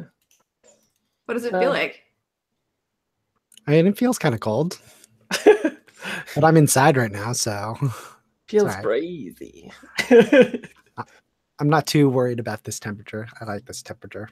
Yeah, I like anything between 15 and 20, and I'm pretty happy. Yeah. I can go as high as 25. Whoa. But after that, it's over. I burn. So, okay, so we know that our theologian has been here before with a hint of some things happening. And so you have +1 forward. Do you also want to use the +1 forward while you're here? Yeah, I'm trying to think of a way to... So are you wanting me to try do something that passes time or brings the others into the situation or something? Is that what?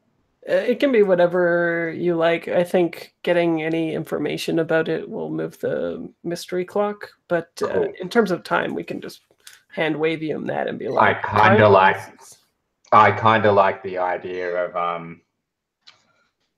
of Haven being curious enough to like go down into the thing by himself, just because he's been here before and he's super curious. Yeah. Don't go by yourself, don't go down there. Yeah. Well, I'm sure they have It might even be I could potentially disappear as well and be found later being all like freaked out in the maybe you'll see how my roll goes, I guess. You're that fake jump scare where you turn up and we're like, oh, like, where is he? And then you're like, out of nowhere, and it's like, you're the bad guy. Oh no, wait, just kidding, you're friendly. Yeah, that would be cool. Yeah, this cave is my home now, guys. Yeah, so I guess I'll try to roll lift a stone. Okay. Like, so I guess I'm going down into the... Does that seem like that would trigger that? I'm totally like, I guess I'm clambering down in a that's to find a path though, right? Are you... Yeah, well, I guess, am I already there? Yeah, you're already there. Yeah, right. Well, am I pushing? What am I doing then? I'm trying to crawl down into I'm trying to go down into the hole and explore the thing. Is that going to make anything happen? Or should I keep describing what I'm doing further until I make something happen? I'm going into the hole. Okay. I thought my picture of it was that like later on, right after this archaeologist has cleared it and stuff like that, you're going down into it in the darkness and stuff like that. I thought that you would use your theology to like look at what the base relief is and what it's doing. That's interesting. Yeah. Because you're like, that's your thing. Yeah, I should totally be interested in the stuff because I'm a priest librarian that cares about things like that. So I'm going to hold my shaky like candle up to the bas relief, if it is a bas relief, and see what the deal with that shit is.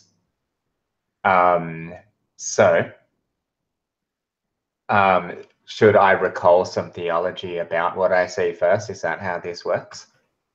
Yeah, it could be either or. Or do you want to tell me, do you have an idea about what you've said it's like faces and stuff, but... Yeah, so after the guy has like cleared it, it is, I just looked it up, boss relief, base relief, boss relief. So the first one, I think, boss relief. And what it says is it's a type of relief sculpture that has less depth in the faces and figures than they actually have when measured proportionally to scale. This technique retains the natural colors of the figures and allows the work to be viewed from many angles without distortion. So yes, that is what I was thinking of. So yeah, the faces are the things that are protruding. Otherwise, it is like a mural painting. And the faces are where they should be. It's not something weird where it's like the neck is over here or whatever, and then the face. Yeah, but they're all looking on at this crucifixion.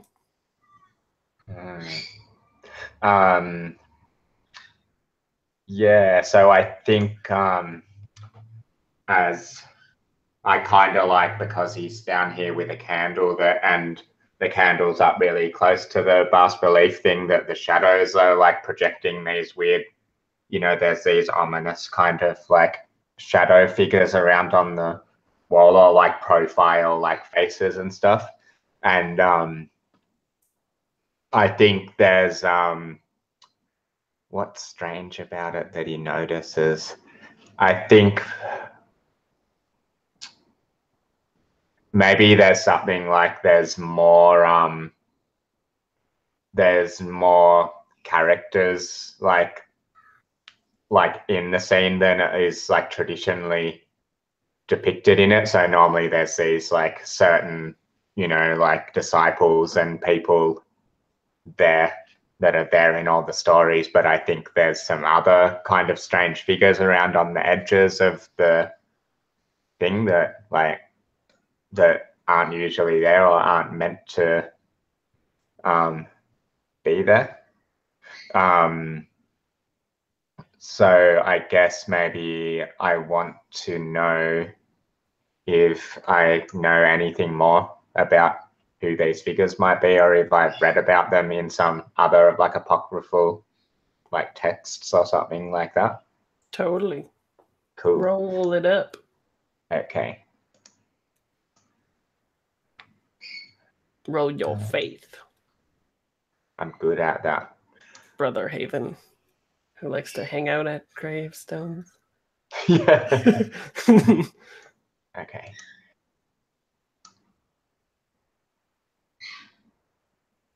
I rolled an 11 plus 2. Okay. Well, you don't know shit. No, just kidding. I changed the rules. It's all backwards now.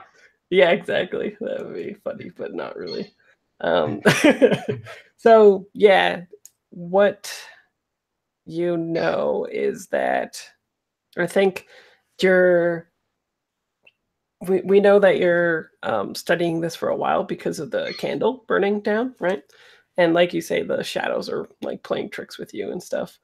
And what you recall, though, I think you put your light up to one in particular, who is like, looks like probably like 17, 18-year-old female figure with like blonde hair, but your mind like does that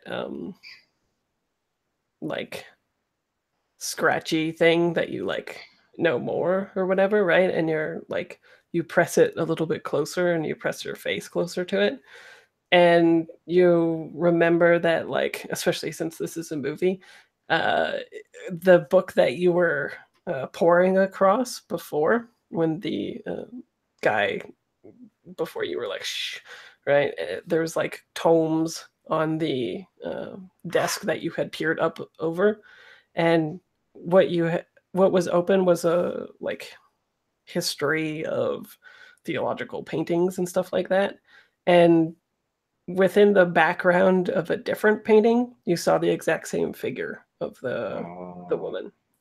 So you're like, I've seen this before. What is she doing here? Exactly.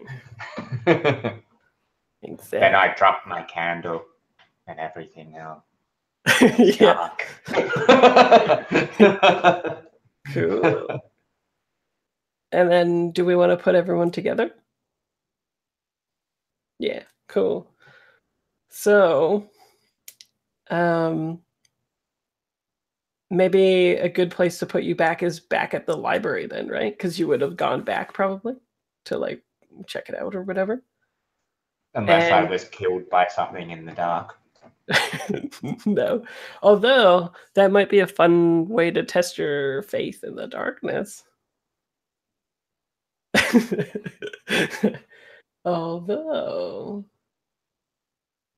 let me just check something here. Yeah.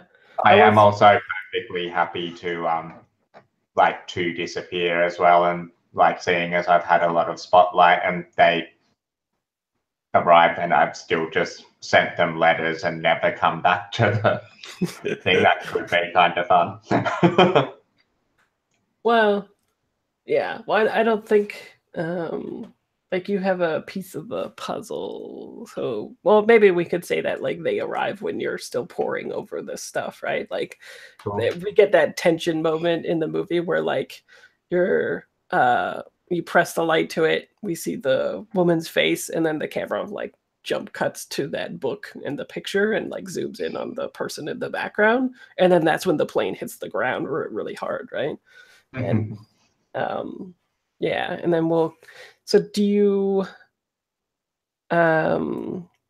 where would you guys go from there? Would you go to the Vatican, or would you go directly to the site, or what?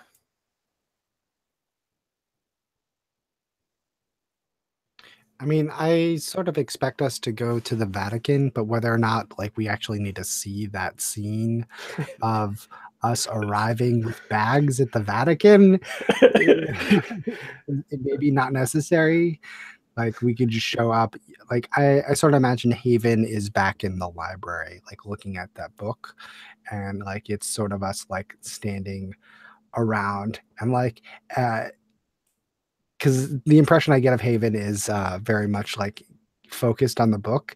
So it's sort of like we're standing there, and then like it just the camera sort of just pans up to the three of us just standing there waiting for a while before it's just like and to notice that we're actually here.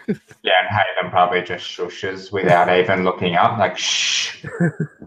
Shush. Haven. Oh. It's commendable that you're looking and researching so thoroughly, but I think there are times to be more aware of life around you. He Haven smiles at you and he's like, and goes back to reading his book again.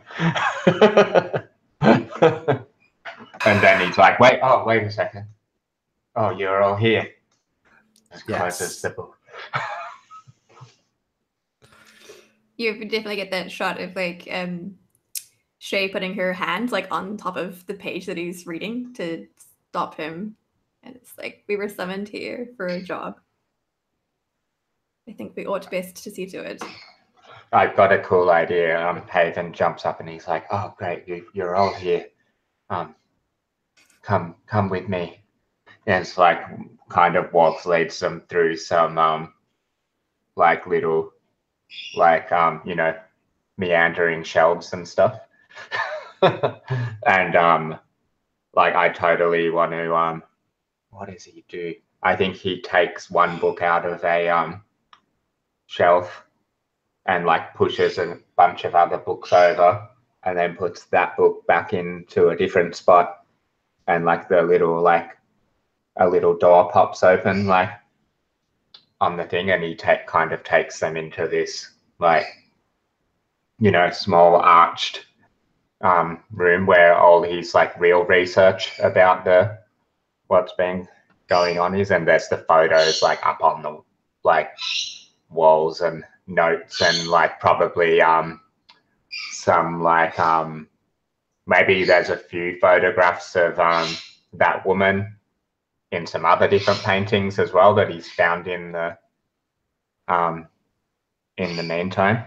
Yeah. There's so it actually like maybe you'll have like a bunch of books splayed out of all these like historical paintings and all this kind of stuff, and that figure is reoccurring in like we'll say like 3/4 of them. Whenever there's like, in fact, anytime there's like a particularly like horrific event happening in theological history and religious history and stuff, we'll say that that person is found like in the same exact maybe not pose, but like the facial expression of the bas relief. It's the same in the paintings as well. And I guess Haven will be like, have any of you ever seen this figure before? It's strange that I'd never come across her in my studies before. Shay looks right at Soren, being our all-seeing guide, who has the best eyes. I have not looked for her.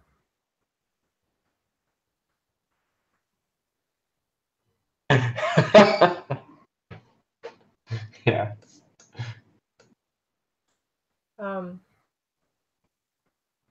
Pass me that page, or like. Ooh, do you Okay, rip it out of the historical tome text? Yeah. No, cancel that. Soren finds a mural where the figure is particularly large, and she stands just before it, and her eyes slowly rise to meet the image, and she wants to see what this character can tell her. Cool. It could even be like I like the idea of like those projectors where you could put like the sheet over it, and then it like throws the light of the page onto a wall, and then you like going up to the actual image projected on the wall, so it's like at the same height and level as you. Ooh, yes. I like that. That is happening right now. Cool. And while she's staring at this figure, like her neck and body are doing these little micro movements, like she's twitching sort of unnaturally. Cool. Should I use the site? Yeah, I think so. Sounds like it. Oh yeah, for sure. To discern the supernatural or the uncanny seems like what you're going for. Yeah. Okay.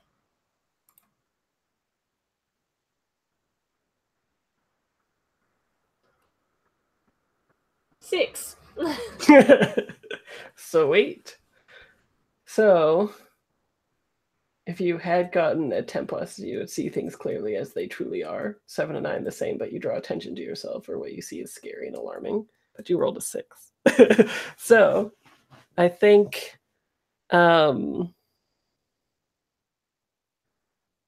you're in like a like little division.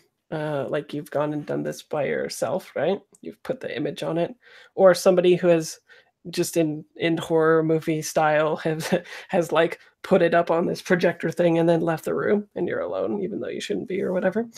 And as you gaze at this woman's eyes, it begins to look like this. The picture comes into like a grim, sort of stark, realistic look. Like it almost kind of pops out of the page and looks fairly real. And the face starts cracking as if it was like a part of that the boss relief, right?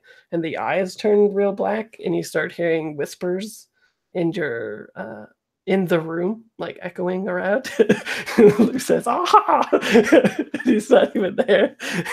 And the echoes are like, or sorry, not the. Well, it is echoing around, but the whispers are one of those things where it's like in Harry Potter, right? Where it is really silent, but it starts building up in volume, even though it still sounds like a whisper.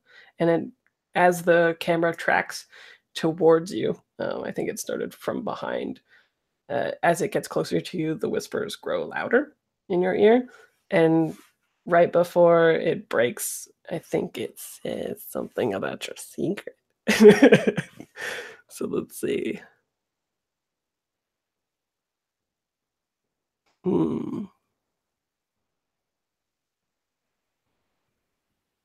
What would something creepy be? I think it says...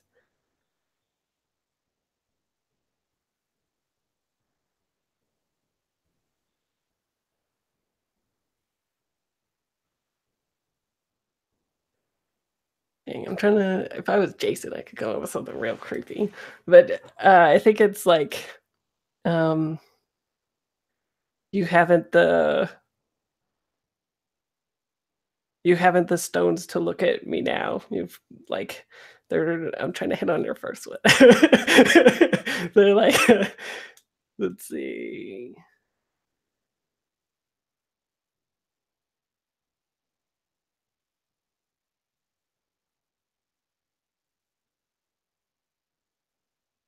I think the lips like begin to start moving, especially as soon as like it tracks really closer to you and the whisper grows loud.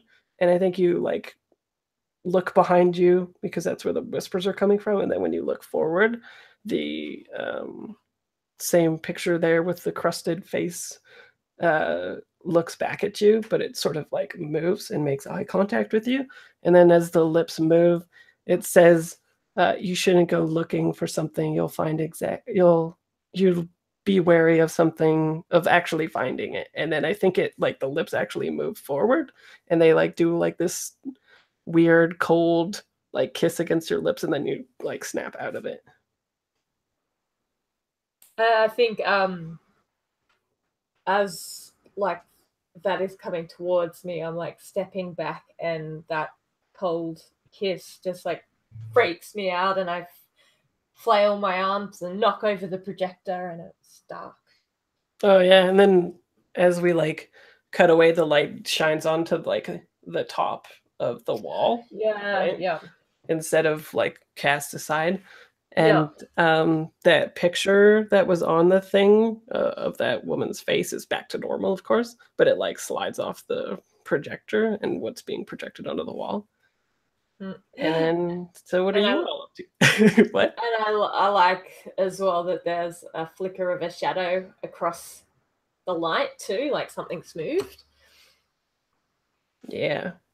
Sweet. So what are you all doing other than leaving your friend alone? Just kidding. Shame on you. Well, I had a cue in mind that links into this scene. So, Alan, like Yeah. Totally. If Ellen's okay with my character finding hers in this particular room alone. That's when you walk in? Well, yeah, totally. But I think the key scene begins where I think it's me and Soren. I'm hitting on the most beautiful thing you've ever done with your hands. And I think this is from early days where I knew Soren. I think Soren was perhaps the one that inducted me into the order. Like she placed her hand upon my forehead and I wept, kind of thing, at her knees. And the one time I managed to do something for her, where she is always saving me, was when we were sitting in church and she was using her sight to seek out some divine guidance for a challenge we were facing. And she fell into those twitchy micro movements that began as small tremors and then quickly became more and more violent as she lost control of herself, much like as she did in that cold, dark room. And I think that was when Shay truly felt that God spoke through her hands, because without thinking, she clasped her warm, large palms around Soren's face and pressed their foreheads together, and soothed those violent tremors. And it was the most peaceful, serene, pure moment that Shay has ever felt in her whole life. And then I think like we sync from that into the present. I like to think that that scene ends with like sort of white holy light kind of like kind of thing, and it drops into like this darkness as like Shay has her hands on Soren, is like trying to get her to like wake up, like come to like, oh my god, are you okay, kind of thing.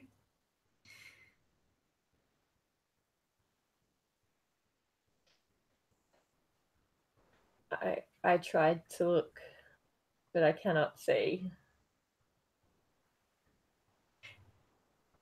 Did you see anything? It was horrible. Oh, There's something wrong. Something very, very wrong. I think Shay scoops you into a hug and pats you on the back and says, there's nothing wrong with you. You could never do any wrong. I think there's like laughter in the room, and then the door shuts. Horror movie time. And the lights go out. No, I'm just kidding. But I think there's laughter at that, and the door definitely does shut. I'm not kidding. So what do you do? Soren closes her eyes so tight and buries her face in Shay's neck because she doesn't want to see anything. Mm. And I think Shay, quite a commanding, like my voice is not very commanding or low, so I apologize. But she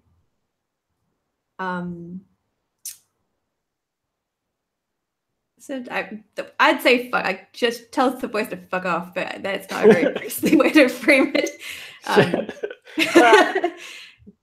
mean, I think that's fine, really. But also, I want to remind you too that with these hands moves, you can. One of the options is to reveal something concealed.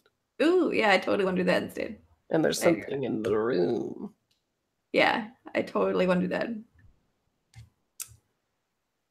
Totally want to reveal stuff in this room. I will look into the darkness for hidden stuff. Cool.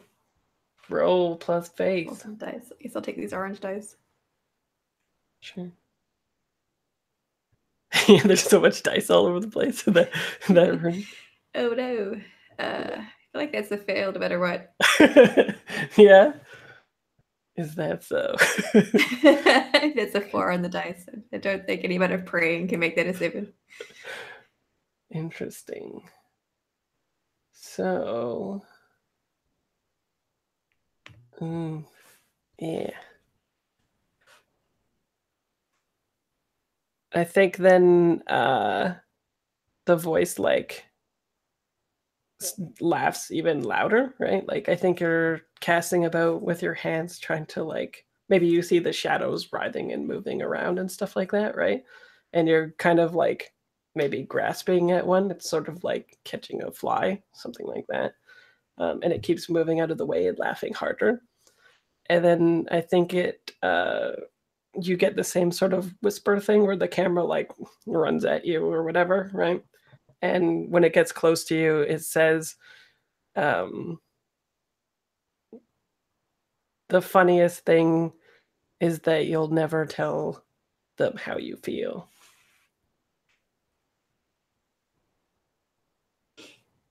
And then we'll cut to Riku.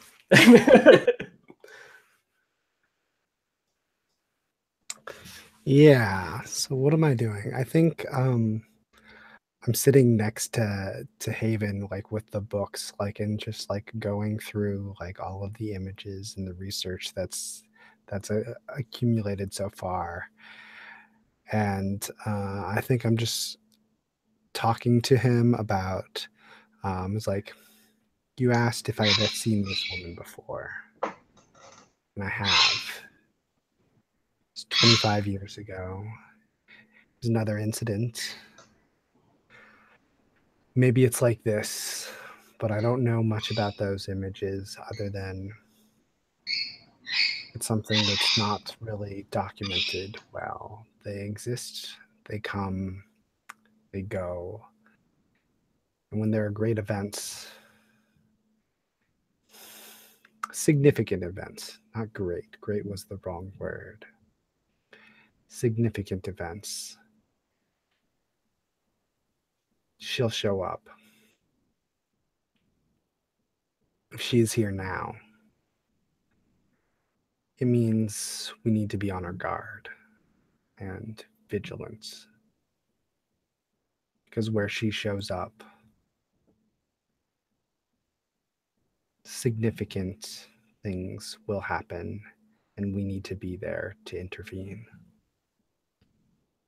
And is that when the door slams? I think that's when the door way? slams. Yeah. And we look at like it's looking at Haven. I'm like, we should go to our compatriots.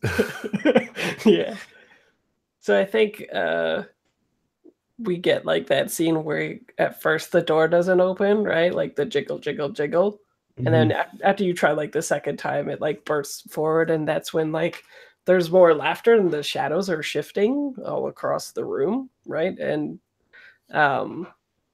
maybe Shay is looking a little flushed. Oh, definitely. And yeah, and so the shadows are just flooding across, and maybe even I like the the idea of like across that white beam up top, they keep fluttering around and stuff like that. And I think even like as the door opens, Shay sees you and does like a very guilty push back away from Soren. Yeah, and I think I look at you guys and look up at the fluttering and the laughter that I hear, and you can like the voice that I use changes. It becomes like the commanding, serious voice of, and it's not to you, it's to the spirits above. But like maybe the camera like sees me like looking at you guys first for a moment before turning up and like shouting at the roof, and it's just like infernal demons, show yourself, reveal yourselves to the will and the power of those here who are present. The Lord commands you to be visible as the plain evil things that you are, Cool. which is definitely my innotation. I can't say that word. Intonation. Of the faithful. Sweet. Yeah. We'll see how that works. I got a 7. Sweet. And the command was show yourself. Show yourself. Yeah. Cool.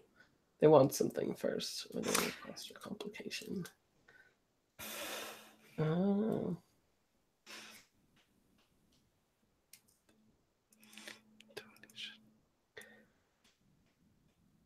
I think it like has a quiet, sultry kind of quality to the voice instead of the laughter that was like biting and stuff. And it goes from like, as the words spill out, it goes from that sultry quality to like that like masculine, hard, like demonic saying stuff or whatever, right? So it has that range of it as the voice comes out. And they say, I only come out in the dark. Because there's like that, and then like maybe the light kind of flickers or whatever, right? Yeah. And so like when it says that, I go and rather than turn the light off, I think I take my jacket or something and cover the beam so like it doesn't show up. So like that I'm covering the light. Clever. Sure. So I think it goes dark and then just like maybe there's like a bust in her or something like that. Mhm. And it's just like one of those half ones, but it's again like a sort of like a Greek woman quality bust thing to it, and it animates and it says, you know me, Riku. Especially after we just established that 25 years ago. It's like, you should be gone from here. I thought I banished you before. What brings you back? I like this tug of war. What is it you demand now? Because we are here, there are more of us now. We will banish you. You will be gone. Some secrets aren't meant to be buried. If you unearth mine, I'll leave you all alone.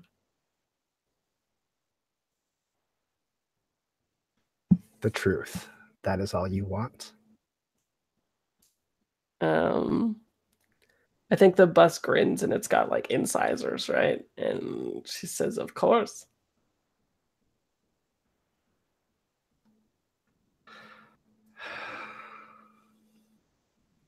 The truth can stand the light of day. And I think with that, I remove the coat and like let it like burns. Yeah. I think she's actually even creepier. I think she like begins to laugh and it like looks like it's melting and hurting the bust. And then it sort of like grows unbearable in the horror movie quality of it, right? And then it suddenly stops as if it like never happened, as I think the door opens again as a priest like comes in and asks if everyone is all right, and then look, we get the shot back to the bust and nothing happened, etc. Right? Yeah, and I think I just turned to Haven and I'm like, I think we need to go to where that picture was taken. Yeah, I think we do too. I'm feeling strange. I don't understand why this woman isn't in my books. Wait, what do you mean? What? Well, he's not read about her before. feels like he should know more about her. Right. Yeah. Especially now that you've like gone through all of these paintings and been like, there she is, right? Yeah. Cool. I love it. So we'll just cut to y'all going down the hole or whatever kind of temporary platform they've constructed to safely allow people to go in there, right? Cool. And well, I'm not gonna be like roll to go down the hole. That's a whatever. So what's the plan down there? Well, we've got to find all our secrets, right, and show them to everybody. Yeah.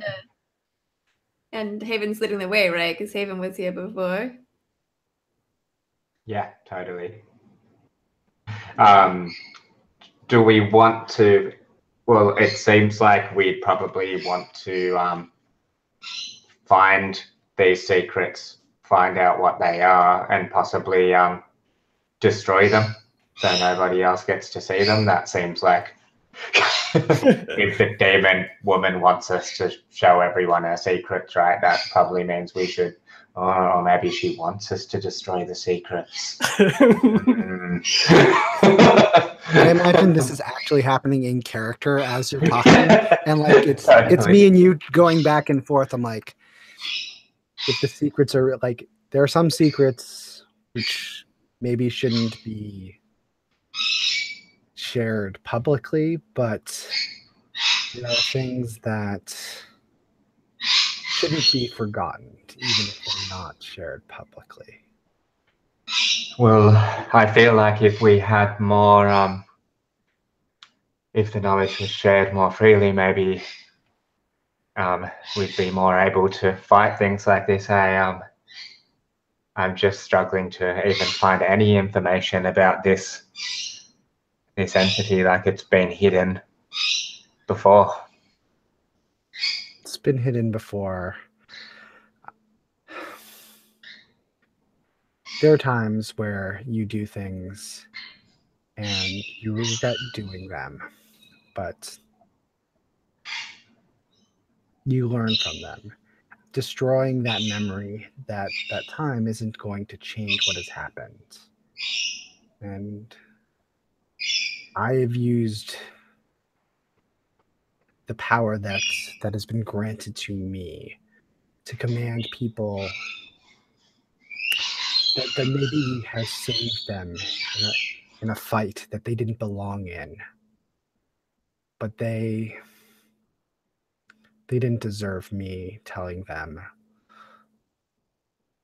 what they should do without their choice. They followed me because of my power, and that is not what I should have done. But I remember that, even though I regret it now.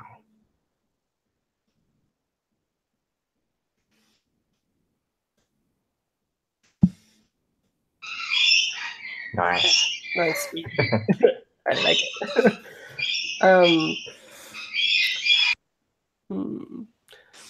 So I wonder, is Faraway Eyes checking out the boss relief after what happened?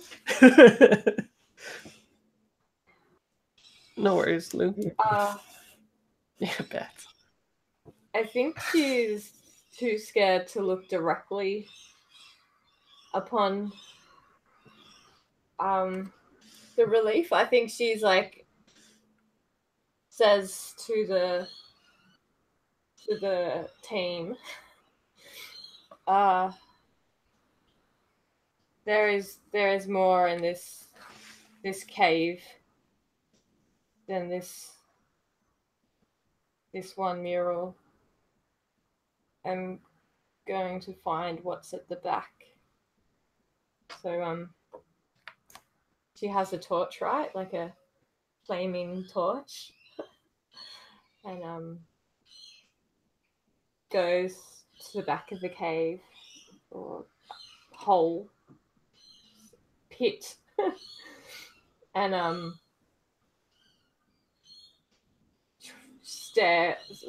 uses her sight to try and look into the space itself, like the walls and the. Well, before you do that, can I do something to help you? I don't actually have to do the roll or anything. It's more that she's like. Well, I think maybe I see your hesitation, and I think I come to you, and what would be I think what I do is I repeat like just a simple like prayer that is about like guidance and faith and things to you. So like I'll recite that scripture and end it after like the whatever that prayer is. I'm like, I have faith in you, and we all have our own powers and our gifts that we get from above. Here in this place of darkness, we need your eyes more than we need my voice right now. Please help us find the way. How do we know these gifts are from above when they cause us so much pain? Faith is something that you have to believe in. Otherwise, it's not faith if there's proof. What we do because we believe it is right. We know in our souls and in our chest, we can feel the righteousness of what we do, and that it brings the best to this world, even if it causes us immediate pain. We do what we can to make this world a better place. And I think your eyes are what can help us now.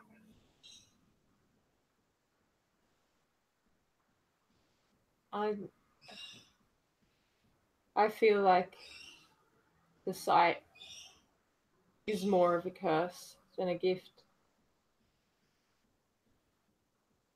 The sight is too painful to harness and do everything that it could be. Why was such a broken vessel filled with such power? You look in the mirror and you see a broken vessel. And I think I turn to the other two and I look back. It's like, that is not what we see. We see someone who has strength to wield that power. And then like Yeah, well, I think Shay can't help but jump in when she hears such like self-deprecatory words from Soren. I think she has to like take a step forward and say, "You're far from broken, Soren. You're beautiful and whole, and if your sight causes you such pain, then I would be happy to take that pain away as best I can, for you have helped me become myself, become a better person, and I would do anything to repay you." If you could actually wield the sight, then you would see the truth of my broken nature. But I do not wish to burden others with the pain that I'm feeling. I am just not sure if looking now at that is possible. Can I take your hands in mine and roll these hands? Just for fun. You're gonna heal, figuratively. We'll see. I don't know if I do. What are my stats? Oh no, I got a 6.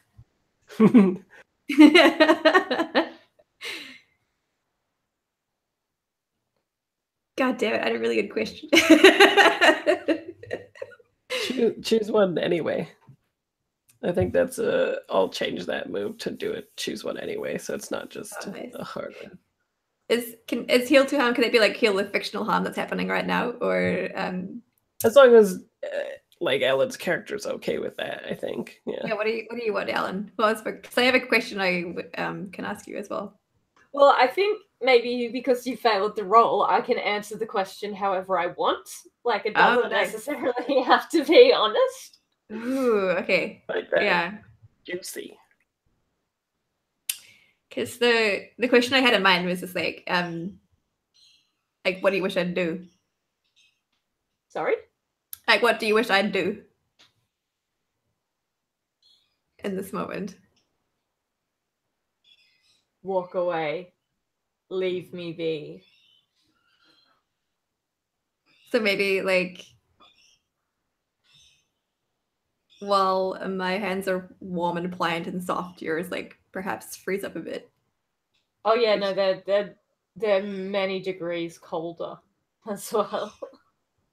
And perhaps there's like a tension in them that clearly indicates that your presence is not wanted and you should best leave, kind of thing. Oh, that hurts. Didn't even have to do anything. Then I think Shay quietly drops her hands from yours and takes a step back and like looks away, unable to meet your gaze. Just got something in her eye. Yeah, I'm not crying, you're crying. I think there's the laughter returns, and then there's like a little whisper that everybody can hear that says, "Do what you promised." I think with that, like you see Riku just take his glasses off and just like clean the lenses a little bit and like puts them back on and like with a flashlight or something, whatever the light source that we have down here, just like walks a little bit further. But like you can tell, like this is an old man who is like walking like slow and like slow, like with confidence, but like he's not an agile person. He's just like stepping slowly and cautiously down, carrying the light source towards the statue in the back. Cool. Are you trying to trigger something? I will just start trying to dig something up. I don't know if there's a move that's going to trigger it, but like I will start literally trying to uncover the secrets, unearth the secrets. Are you using your gut to Sure, let's do that. see what it is before you? I will use my gut. Reroll selected. Oh, but I crush it because gut is within. Yes. Oh, quick note. You have intuition listed here, roll or plus instinct, but the stat on the stat sheet is intuition. Oh yeah. Good catch. I'm just because I'm trying to do it. But yeah, I got a 10 on it. So Sweet. I guess the obvious question is there anything here I noticed despite an attempt to conceal it? Hell yeah. So you're just like moving the debris away, like kind of what the archaeologist was doing, but in like a 1 millimeter per hour shit way, right? So I think you are like unearthing more of the faces and stuff like that, and I think that is when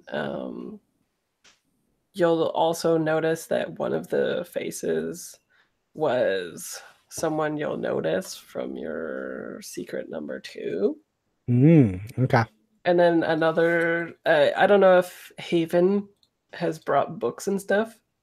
Yeah, I've got a thing I want to do with some books really soon. Oh, okay. I've got a small selection of books. Okay. Well, what I'll say is that like you recognize the one, and then the other ones you have like a instinctual pull towards them all being perhaps important.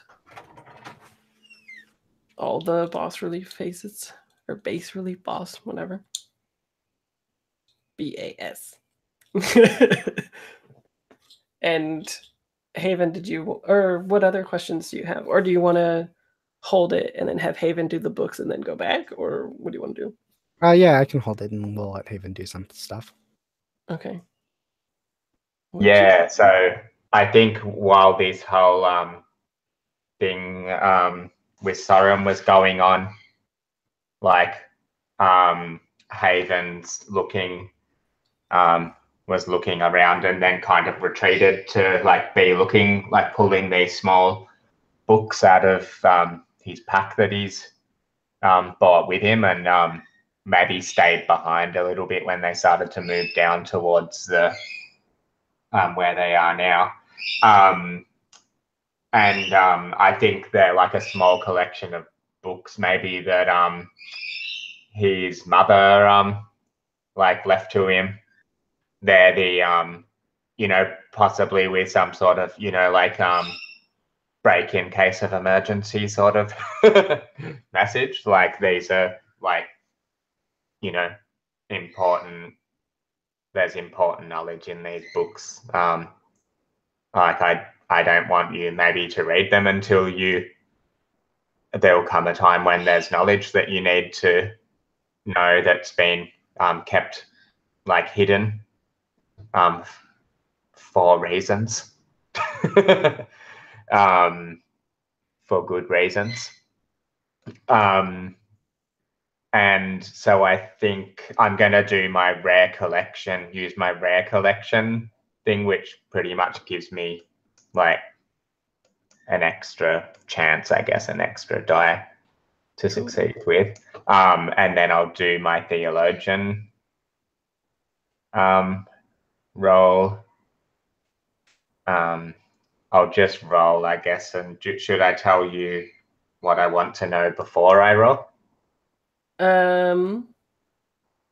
Yeah, sure. Then I'll know how much detail I can give you about it. Yeah, cool. I was initially thinking of this about like finding out what this entity's like name is, but but I think what I'll do now maybe is try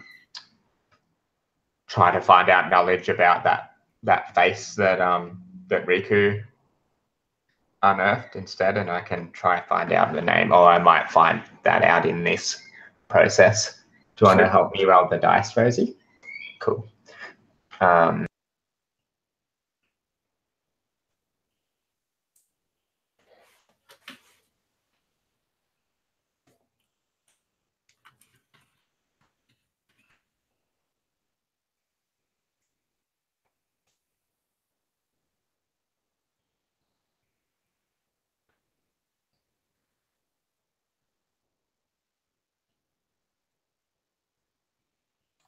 Luke, you're muted.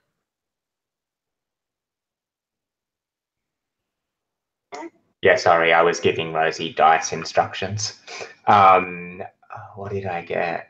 I got a 9, like an 11. I know shit about reading books. Yeah. So, yeah, as more faces are uncovered, we get like that movie zoom in to like all these images in your books and stuff like that.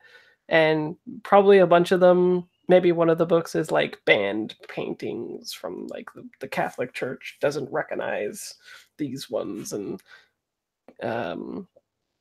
in them though, it's all the same sort of thing, like wherever horrific events in history have taken place, like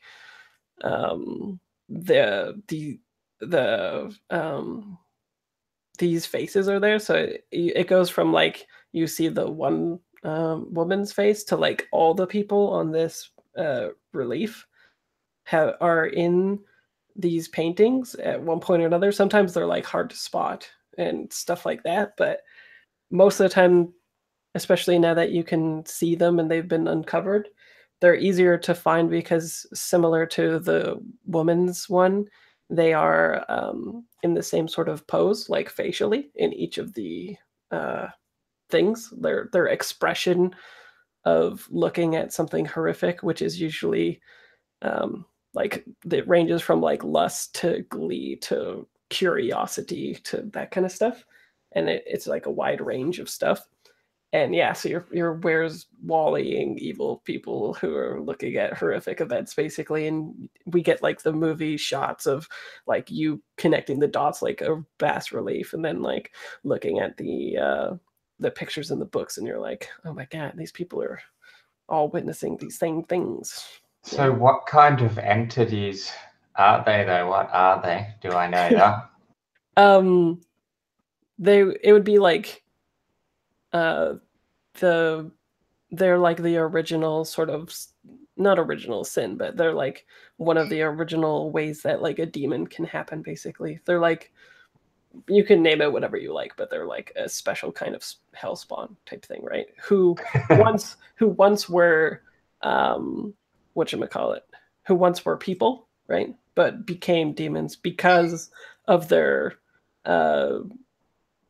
it all started with them going to look at Christ on the cross, right? And instead of crying out and stopping it and stuff like that, they came to watch in lust and curiosity, and it sort of like scorched their souls. And then throughout time, they have been doing this and whatnot.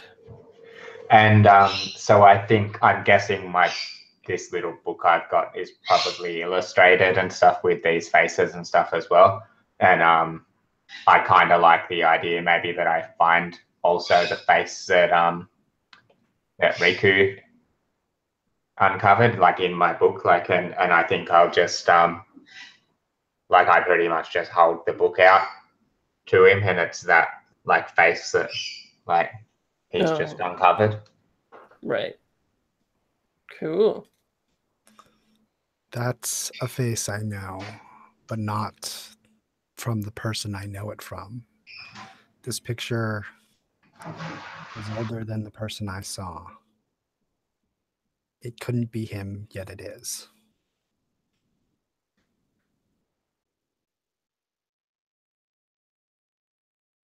Yep. And then the lights go out. Yeah. The shaft of sunlight starts like, flickering. It's getting darker outside. Naturally. So yeah, what do you all do with that information? I think Haven definitely says something like, with every answer, just more questions. I think like Shay definitely demands to know, where do you know him from? Like, what happened? Oh, also, is learning all this like probing into your faith or anything like that for anybody in the peripheral mood? Oh, it's probably testing my faith. It sounds or like you should. guarding my soul. Yeah, it's testing your faith, and then I say it Yeah. sounds like you need to guard your soul. Yeah, it is definitely doing that. But we'll see how that goes. Oh, but I crush it. I think it's strengthening Haven's faith. Oh, is it? Okay. Yeah, I got a 13. Same. I'll see how I go. That's pretty good. Oh, what did you say, Lauren? I'll see. I got an 8. That's not too bad. Okay. So you take harm, the MC reveals the truth about your character, or you reduce your faith by 1, your choice. You choose.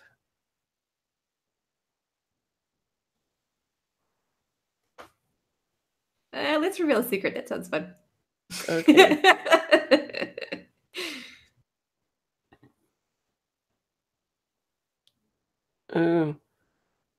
Interesting. So do you think that you start hearing things? I definitely start hearing things with all the stuff going down. Yeah. And interesting. I like the secret. Okay. So what is it that the voices are saying, you think? I like that it ties into like locking eyes with these faces. Right. Sustains like this particular dialogue or whatever between myself and the voices in my head. So I like that it's linking, these figures to their, like I can hear their voices. Some bad words are bad. Yeah. Right. And maybe there's just being mean too. It's saying like, she never wanted you, and like She hates you. your hands are too warm. Right? Yeah, you're not Stuff good like enough. You were never Yeah. good enough. Yeah. And maybe even like you belong with us, right? Yeah, totally. Like they clearly don't want you. You belong with us instead. Like you've always belonged with us. You know deep down in your heart that you belong with us, and you're lying to yourself if you think that you can be anything better. And these people have tried to save you, and you've been in their good graces for long enough, but now it's time to return home. So are you like kind of freaking out, or is this all internal? I think this probably warrants a bit of a freak out. I'm probably looking to I'm definitely looking to Riku. I think I even like perhaps cry out a bit and I'm weeping and like grab at Riku's sleeve. I was like, Yeah. please help me. And I think I hold you, but like it comes through because like I think maybe if this was all happening like internally, like there's the like we hear the camera and the audience hears all of these voices, but then it cuts out like just a little bit and like we don't hear any of the whispers or anything that's happening. And the thing that you hear is Rico answering the question you asked him about like where do you know this person from, and like like but you don't hear any of that as you like just like cry. Yeah, exactly. And then like when you cry out, like I just like bring you in and I just like whisper, like speaking softly, not like whispering, but like it will be all right.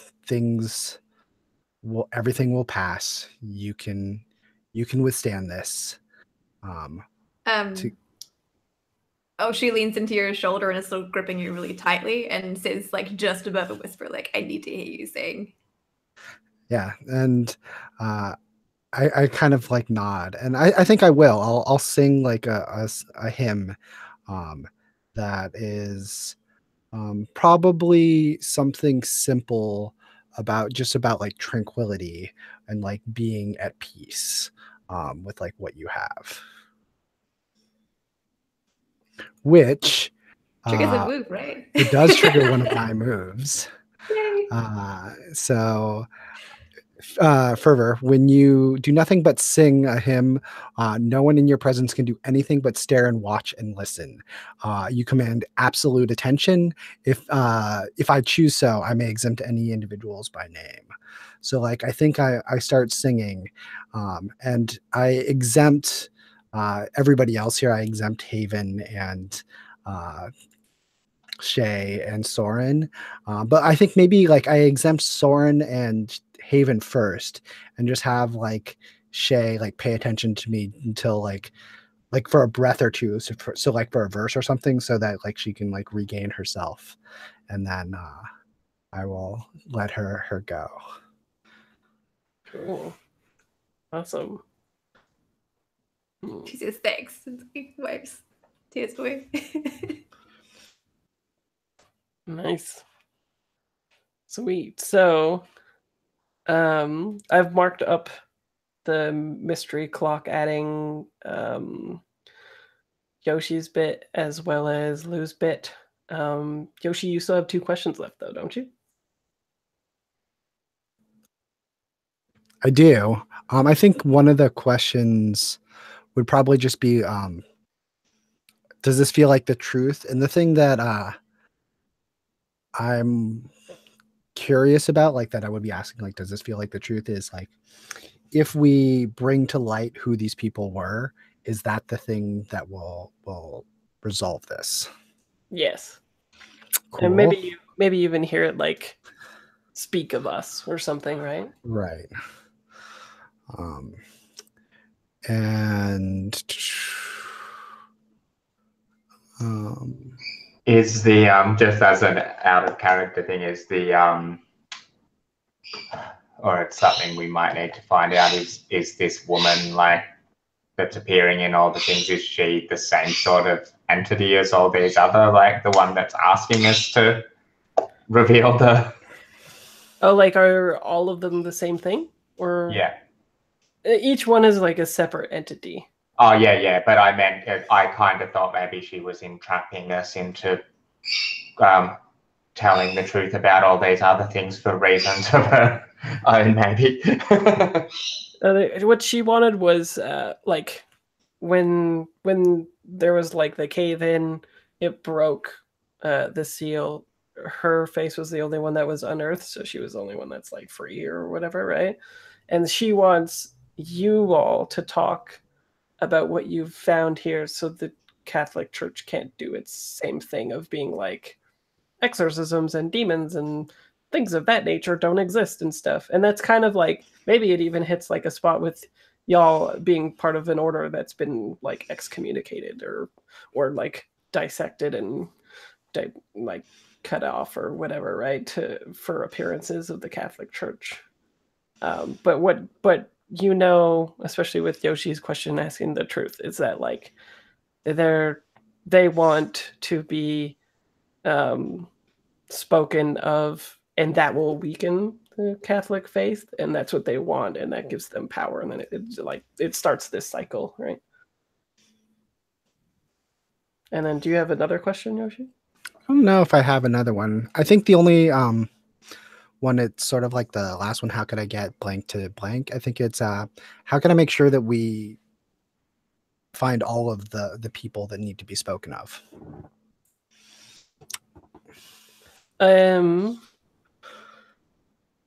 Like, do you mean like each of the images in the Yeah, because like I imagine that there's people here that like none of us will recognize or know who they are and how to speak for them. Yeah, so they don't want to be recognized by name. They just want this previously buried church to be unearthed, as well as the secret. Not like their names or anything like that. Just like their existence and the undermining of the church and stuff like that. Okay. So I think it's like decision time. What do people do with that information? They're on the last slice of the pie. Don't you want the last piece of the pie? Is anybody carrying high explosives?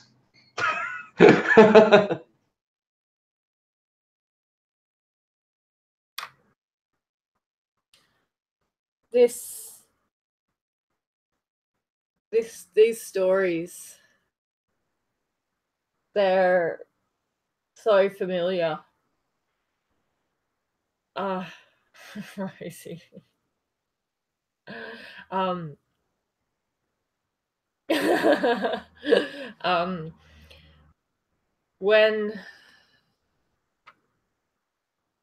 When I left my world, my family, my friends, was because I saw that without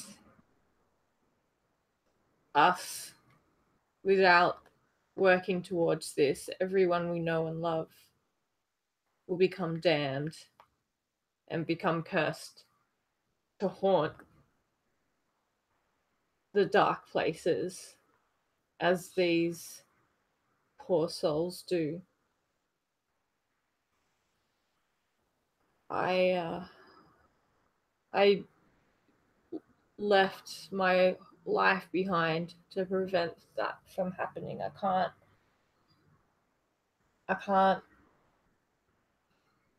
keep going knowing that my inaction could entrap so many more to live cursed. I think I might be able to try and find that last piece of the pie I should get that pie. Pardon? Yeah. What was that? Oh, me? Yeah. Oh, I said hashtag get that pie. It's just so Okay, yeah. And just because before when I spoke rhetoric to you and tried to bolster you, you get to roll 3d6 instead of 2d6 and keep the best. Thanks, friend. Sneaky. All right. Riku is sneaky. Ooh. Yeah. Okay. So I get plus my +1. I get 12. Boom. And are you doing the site? Yeah, I'm doing the site. Cool. And what is it that you're hoping to find exactly? I'm hoping to find what the result would be from publicizing this hidden church. That if, like, they feel so unnerving and disturbing that instinctually you're like, these things are evil, you have to hide them. But if they just want to be known, that doesn't seem that evil. Oh, okay. So, and you got a 12 plus too, right? So yeah, I think you see two things. The first is like this what if future thing, right? And it's definitely not like a we just want to be seen thing.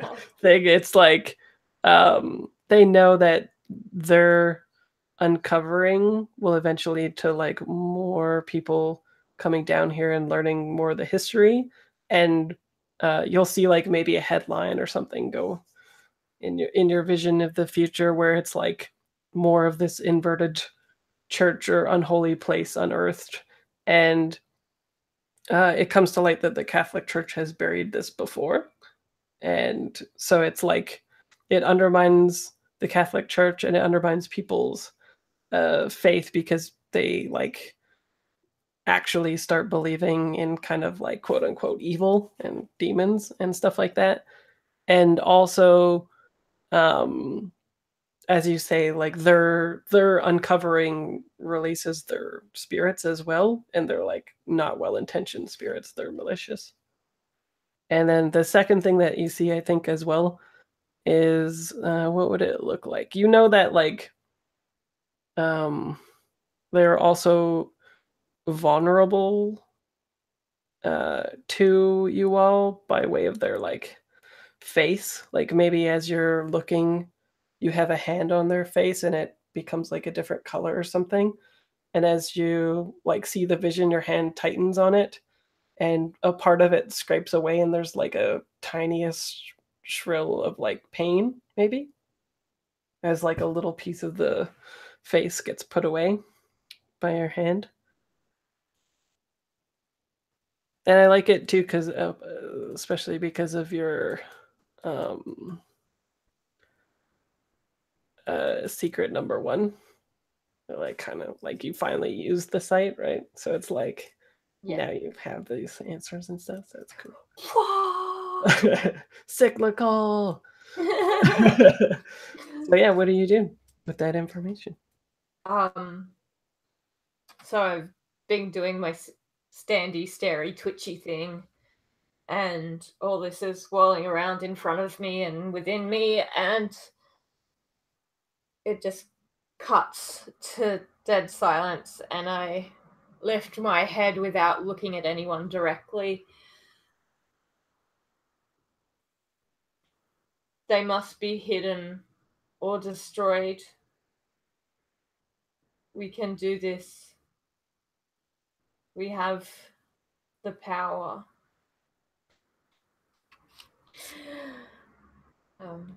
Their faces, as terrifying as they are, will crumble to our touch.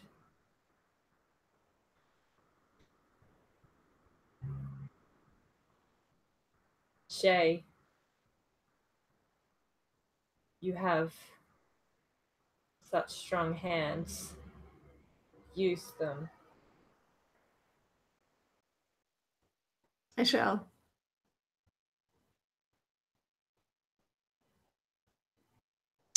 I'm gonna touch all the things now. Okay. So it sounds like maybe you're striking the mark, Yeah. but I don't think it'll be a die roll. Like I think you could just fuck up these faces if you want. I kind of like the idea of Haven saving one of the faces. Oh. So just to add a creepy thing into it, where he going to put a face into his bag or something for just because he wants to research it later on. Yeah, it's always that researcher, right? Yeah. And I think as like Shay starts laying hands upon the surface, it becomes more and more frantic and like emotional as she starts saying things like you're full of lies, like you're not right, like I am worthy and I am strong and she does love me or whatever. Like, yeah. Sweet. Cool. So the faces are destroyed except for like well, let's leave it for y'all's epilogues, hey, for that stuff. So I'll mark the mystery, and it seems as though you are not giving them what you want. They don't get the thing. They get destroyed instead. Which is fun, because I really wasn't sure if Ellen, you were going to use the site to see it. Like, I decided earlier on when you were like, I don't want to use this site and all that kind of stuff. I'm like, if she uses the site, I'm gonna tell her that she can fuck the people up, but otherwise, I don't think they'll ever learn about it. Yeah, I was really tempted to just not, but I was like, oh, I want to do it. It's such a cool move. Yeah, sweet. Okay, so we see, the faces crumbling and going down, and probably like a little bit of screams and stuff like that. And then let's go to epilogues. Let's go in backwards order then. Yoshi, do you want to start? Do you have something in mind? Otherwise, I could start with Ellen or something. Yeah, sure. So I think the epilogue for Riku is actually sort of giving them a little bit of what they want, but misinterpreting what they want, because he'll do research, and maybe part of this is with Haven's help, doing research of who these people are.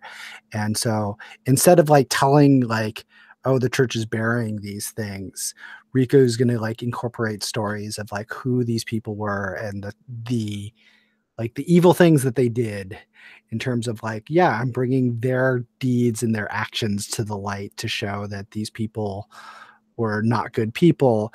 And even like the one that like Riku accidentally killed, like is like, this was an evil person, these are the things that they did, even if they were killed in a way that they probably shouldn't have been killed, like it didn't mean that they weren't an evil person. And so Right. like you see those things and like those stories come out as he like gives sermons about things. And like I think some of it is like it's a lot of it is about being faithful with and believing in things, but that there's other things that aren't even supernatural that are evil in things, and you have to watch out for those things too. Right, like going to watch a terrible spectacle of what you might be turned into by being an evil person. Yep. Cool. Lou?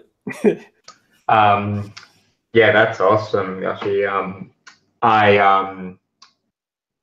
That's heap supports kind of what I was wanting to do, and I think maybe we see Haven like in that little secret room thing, and there's this kind of like case that is that kind of ornate, like a miniature kind of Ark of the Covenant kind of box sort of thing. And we see maybe I think Riku's probably there with Haven, and like Haven opens the door and there's this face in there. And I think we maybe see like heaps of the faces flashing across the surface of this one face, like it's changing, and we're like lots of the faces are there, and then you kind of just see Haven get out this notebook, and he's right, like they're questioning like they're kind of using it as a like primary source like history thing to like gather their stories and stuff like that. Yeah, and it's interesting because I was thinking I had my secrets were that Haven has a lover outside of the church, and that Haven is thinking about leaving the church, but I think maybe this adventure has like actually made him like stronger in the knowing. I think he was probably leaving because there seemed to be stuff missing from the history, like, and but now that this is coming into it, yeah. So yeah, I'll just leave those secrets up in the air, I think. Cool. Lauren? Yeah, sorry, I'm currently being eaten by the sun and I can't do anything about it. Let me know, Ellen, if this gets in the way of your epilogue, but I think this epilogue takes place like recently after the events that occurred, so hopefully it shouldn't step on the toes of yours. But I think like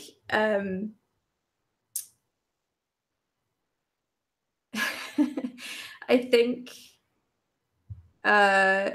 Shay kind of goes back to life as normal, follows Soren, and on the cusp of that very life-threatening event, like thought about being honest and opening up. But once that door closed, it was really difficult to find the courage to speak up again and to voice like the inner demons that plague her in the back of her head. So I think we sort of see this summed up in the scene where Soren finishes their sermon from behind the veil and Shay is like listening attentively. Then everyone files out, much like at the start of the movie. And Shay approaches Soren, and she can feel the words in her throat, like she's gonna tell her how she really feels. Like this is the moment where she's gonna confess. But then as she approaches, and Soren like looks over her shoulder, Shay suddenly loses the guts to do it and swallows the words back down and gives Soren like a pat on the shoulder, like maybe a little bit of a squeeze, and says like, "That was beautiful what you said today. It's always a pleasure." And then like maybe, do you have something you want to say, Ellen? Yeah. So I'd like to see that it's like quite similar to that first scene that we had together, but it is a more urban church and much more parishioners, and when you give my shoulder a little squeeze, I take your hand and like hold it firmly and like, thank you. I'm able to speak what I see more often and more strongly because I know you're there. I'm pleased. I live to serve, and I would gladly serve you till the day I die. Yes, I know. I've seen. I think it's the best place to cut it. And then there's a wedding. It reminded me of the scene in Twister. with Bill Paxton being like, "Look at what you got right in front of you." Sweet. Well, it's a clip from Twister where Bill Paxton's mad at her because she doesn't realize that he loves her and he's right in front of her this whole time. I really loved how you acted that out. That was great. Yeah, I can't wait to see what happens to Sword. Oh, that kind of was mine as well. Yeah. Oh, awesome. Okay, cool. Yeah, I was essentially going to do that anyway. Nice. Excellent. Cool. Yeah, awesome. And I have two things that I think would be fun, especially since Haven kept one of those things. Is I have an idea of something Ellen said earlier, where maybe that face is the one that survives, and we saw in the heist, right? Like the one that's painted on. Maybe the like, you know, their entity will or whatever is transcribed into the painting. Like maybe this thing doesn't survive, but somebody's painted it onto, you know, the painting, and then that's why it was like an uncanny event when you took it out of it, and it was like trapped in the vault and then released and all that kind of stuff. My second thought was even maybe we get a shot of the Takers episode, and one of the Takers that was like ordering you around is one of those people or something. That also would be kind of fun and cool. What do you think? Both of them. Okay. Well,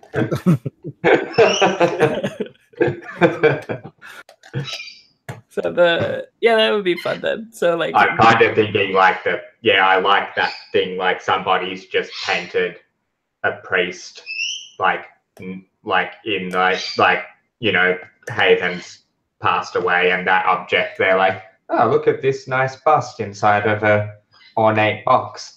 Like, let's put that on display somewhere, and then somebody's painted the priest next to it, you know, and then that's been incorporated into other like images and stuff. But yeah, I do like the idea of that.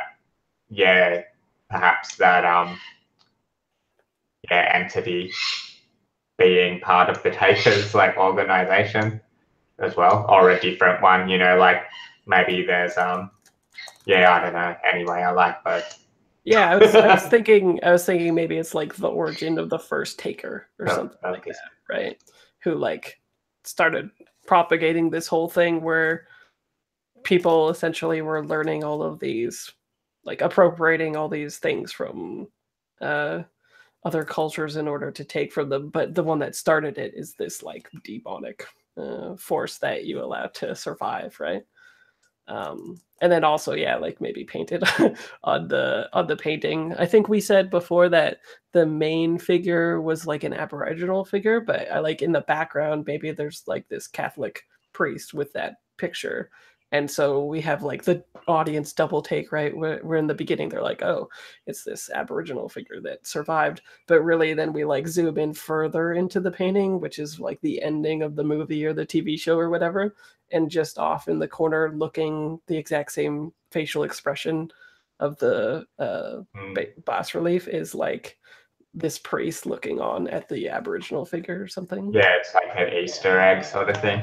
Yeah. Like, or even like maybe that painting got taken to like, you know, the New World or whatever.